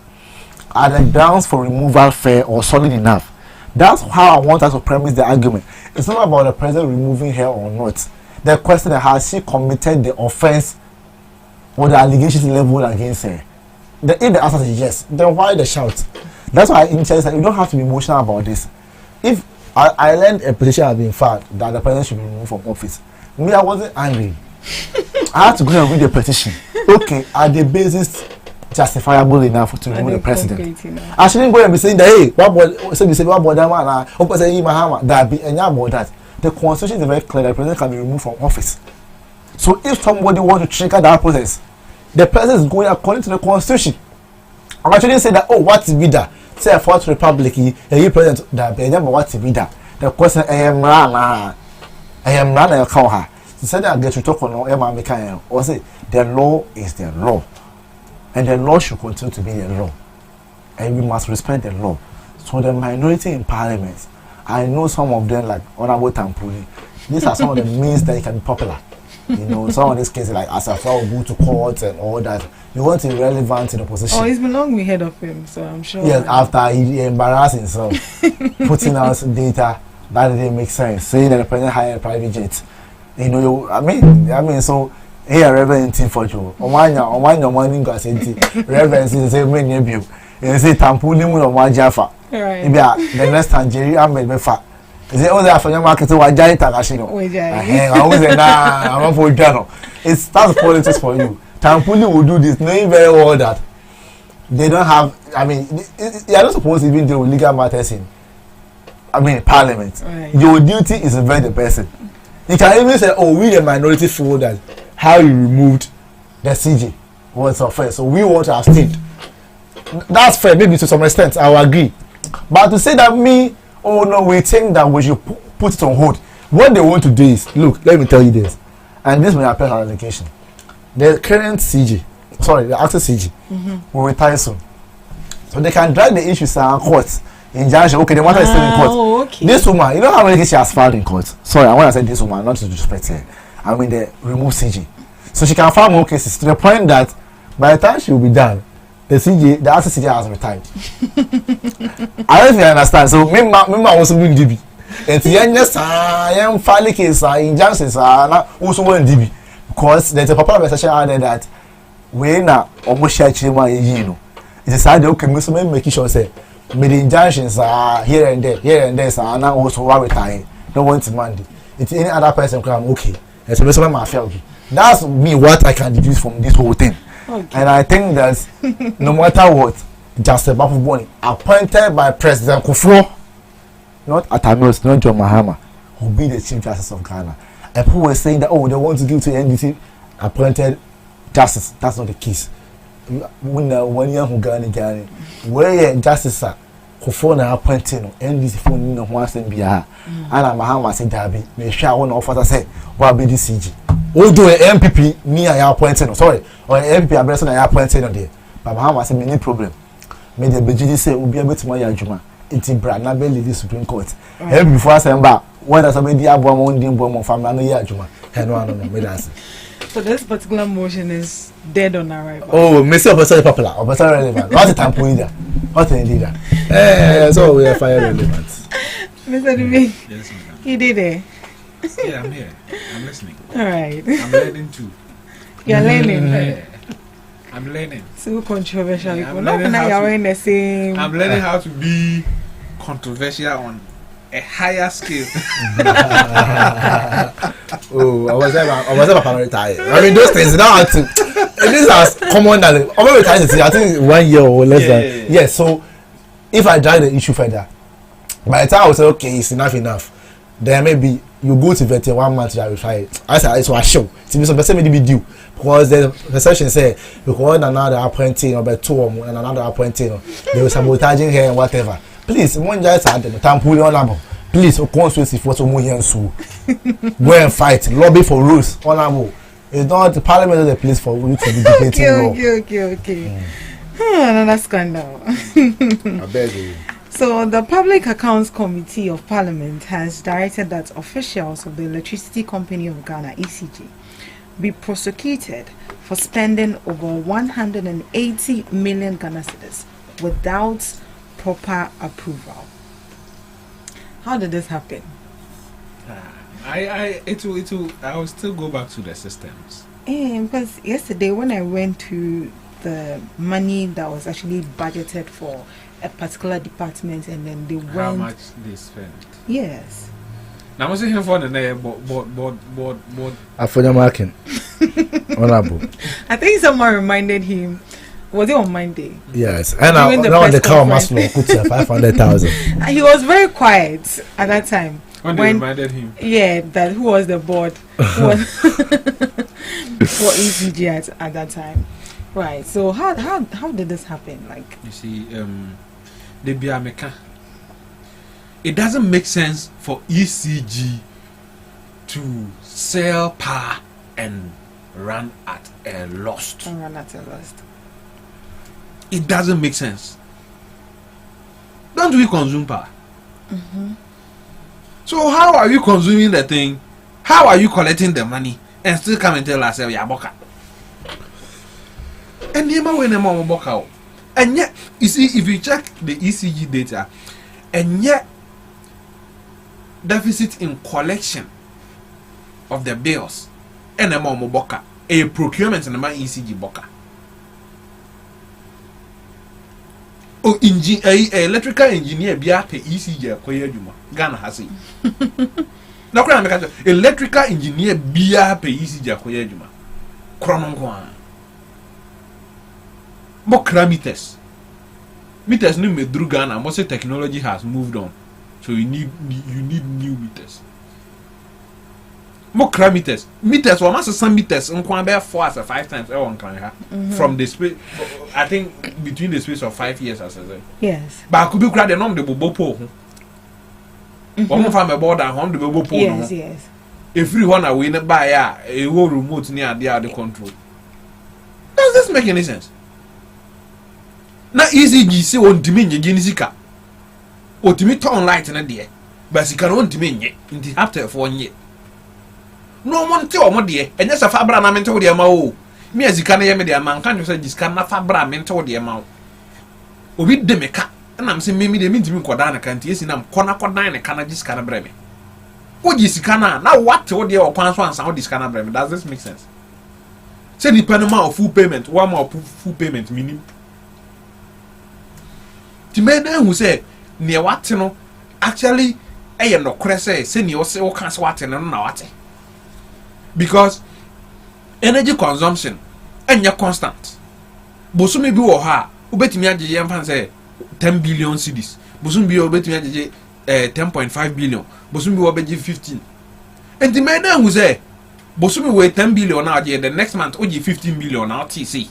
How will I know? So the right thing they could have done with this Hapter thing. Me Hapter the name of Bufuche Bibia. This Hapter thing is that Giscanabra. We just scan the bar, deposit it in an account. You make your account, na mental percentage amount. Now, my depend on this can not attend the account and say, what are you doing? And if it was their businesses, is that how they would have run it? Right. It doesn't make sense. And ya tenasia, it's easy, ya boka, and easy, dika, easy, yes, even increasing tariffs too. Mommy and Tom, and the mommy and you see, I always say this, there are MPP for whom. One thing that I've sat down and realized about them is that when they, anything state agency, they don't know how to run it. When they come, they want to run it at ground and sell it. On baby, I enter state agency. On baby, I enter state company. And ECG one card procurement laws no one find Public Procurement Act na Ghana ya kwatana si tuans emrashe bedua for come kwatana se no wo mo de o mo mfa nye hwe enti wo be sign contract atue nipa ni kai wie there be like what I even heard was there was no contract but they paid the person is 750 million or 75 million. Is it 810 or is it 810 million? 810 million. Yeah. They paid that person 810 million before they now came. They now went back to sign a contract. Who does that? Who does that? Me no wo nyanse say bia me say wo say o maji me say intimatua o ka wi afi wa gis kana de abra me nyanse say. Who does that? Now ko high nine bo a wonye tenancy agreement and so what if you raka. Yeah. You have to sign the agreement before you pay the landlord. And then krana single room be 1 year be 7,200 and 8,000. And no yes sir. Oje tenancy agreement ne sensan wi so aka ni sika hye nsem. By way no 800 million na your mind sika de nyansa ma obi atrim say ye ni nkrofo no sign contract ni ansa ye tua mo ka ansa ba be sign contract. Who does that? Right. So looking at this issue, what are some of the things you think can be put in place so we don't encounter such issues like this again? I always say it that public institutions, you know, you more KPIs. KPI. Key performance index. Right. Now, if you don't meet it, you are gone. What would him say? KPI na the man and my achieve into me ameko. And ya fena and I say the audit account and why now auditors now motana say afina or modest report to your parliament and same way also I think from 2022 as I say 2018 ya bekan the some phone ya kwaswa afi na 2024 mode hu na moto wona mo yede. Why didn't we flag all these things earlier? Yeah. Senka first year no esi ya na flag ya second year ke bo ho ban ya manansi. By tenancy I don't even understand why the Public Accounts Committee deliberates on auditors account of the previous year. I don't get it. And in 2025, by the close of 2025, no auditors account auditors report no at the public accounts or more deliberate 2025 year. 2026 there, then also about 2026 no more can once. But the Kenya am a nipa free office. We answer the one time about adding.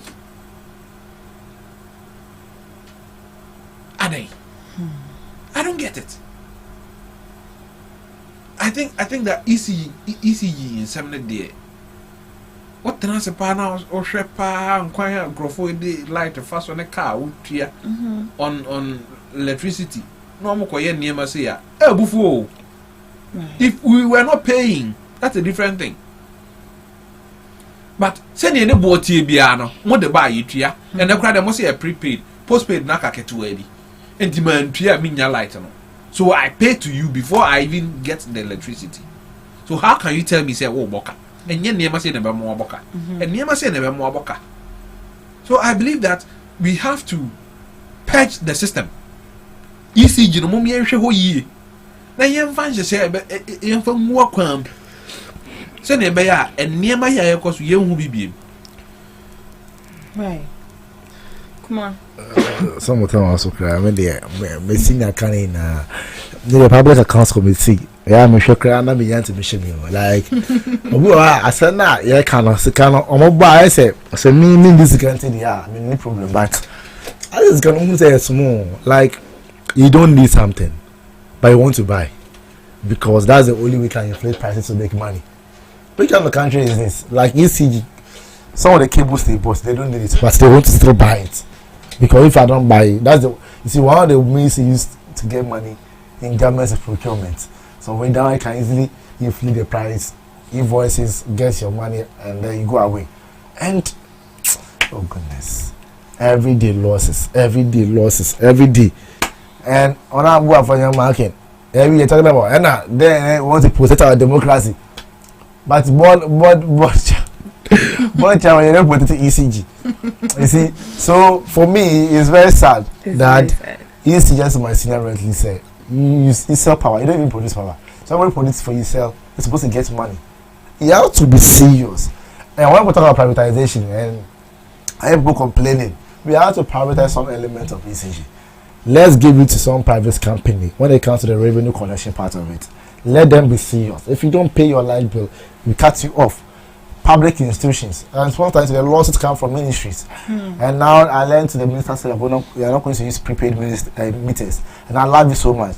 If the ministry is unable to pay, the lights will go off. That's a prepaid. So if you don't buy, you don't get light. Because most of the government is part of it. Most of the ministries own, I mean ECG a lot. Even Parliament of Ghana, the MPs they owe them a lot. So ECG cannot go and take the money. They also can't turn off the lights of Parliament off. Because they think like they have a business to conduct. But once they prepaid, you will buy. Whether you like it or not, you will buy. So I think you have to run some of these state agencies efficiently. But whatever is going on at the Public Accounts Committee, Honorable Abdul sorry, Onya with Honorable Onya with Honorable Parasa, house yes slim now. Well, cute. Hey. Now what? But I want to person. Yeah. Honorable, you want to be intentional. That the gab over tension. Now that what's in the voice? I won't say. I say gab boy. I want to be intentional. See the voice. It's all over tension. I want to be. I feel like we want to interrogate people. Yes. What I say. That whole debacle was unnecessary. Yes, I mean when that once they've done something wrong. Now, if you want to find out, it's not about trying to tension the person that you say the truth. No, there are information before you. Taking your time to question the person, listen to the person very well. So that it even helps you to get proper further questions to ask than to try to make sure you want to tension them. You want to create a certain perception that this person is like this person is arrogant. He asks questions about names or number plates. If you are taking your time to listen, you realize that ideally names are not supposed to be on cars number plates. So when the term accent comes in or the argument of accent comes in, before you customize your plate, it means that you're giving accent that my name should be put on this. So it wasn't about whether I'm trying to disclose your details. No, you said that I want my car to be customized. Maybe Wale, then you write Wale on it. That Shatawale saying that I won't want it to be written on it. So it wasn't about me trying to push Shatawale's information out there. Shatawale actually said that I'll give you that as a consent that actually put the name out there. But when it comes to your normal, registration, your names, everything is concealed. No one knows about it yet. All I will say on Tiasi, trying to shout on top of your voice. And I'm with Sereno. I'm an emotional intelligence and Yanima. With Serena. Yes, I'll be my Pasa. No one will go outside. I mean, sometimes even some of our MMTCs, which are a member of the government, some of the things that are the respond to some questions. I'm like, hey, do you even know the constituency you're managing or the district you're managing at all? But you have to take your time. It's not everybody that is on top of issues like that. You can't get Ashanti Regional Minister everywhere. He can just use 5 minutes to give you the rundown of the region. But some maybe ministers will not. So when I wish you take her time. Not too long ago, you were before the same committee. When they asked you simple questions, you wanted to shout, "Why? How can you ask me this question?" The same person. So me, one thing I've taken from this is that in social media, whatever you do, will come back after you. Yeah. The same thing now. She was questioning the whole committee. Can't ask me this question. When she was being voted as the deputy finance minister, Honorable today wants to make it appear as though or doing Ghana too much. Honorable most of them share deputy finance minister. And we now look at the fact that Chief Justice, former Echo Piketty or finance minister, and also Honorable Ghana and Sylvia. So just conclude with your last word. Make one number 7 catch Ghana for you and say President Mahama by Oman Wide. And I was inflation about from 9.4%. Dollar and also average relative stability. And they always say a deficit about 44.9%. And now the phone now say, oh, and no money wide. Teacher force your money wide. Nurse some money wide. And I say, I'm minister out to your and I'm a health minister out here now. MP focus sign contract limbs. I mean, one James Jabba. And the system man no man on all the data equal to India. And I feel the contract expire no or to one hour multi or turning over the system. And I before she said propaganda say old system now say about bill. You call hospital use old card manual system no more or mashada. And the health minister honorable covenant candle. I'm making sure say the system are to acquire more air games. The Ghana Health Information Management Systems are to acquire more. Now course now be seamless. Own now here. It's a NDC about by the be able deeper chair. You don't have to be a member of NDC. Once I enter here, no go and be deeper chair. And President Mahama, Professor Jinana Okwajiman, our own Kuna Okra economics degree. Airborne economy, I join Nancy Yuba. That's it. Hey, controversy. Twin controversy. Your last words. Okay. I think that the minority, they shouldn't overplay their hands. Ghanaians are descending. Yeah, Johnny, in the Nyansa. And yes, I don't know more, you know. And never all of a sudden, Ghana for you if you say, well, one day inflation go 54%. Not dollar, and I'm 17. And yeah, no, never Ghana for you if they have, if they want to be relevant, there are issues that they can advocate and be relevant. But I get to talk on myself. One court in dealing with it near Parliament also Nyana Juma. Sabrina na Parliament assembly attempt the court assembly attempt the Parliament and the it won't happen. They should get that clear. And let's move on from this talk on no issue. I'm just tired of it. As long as you're in the country, you can't be tired of it.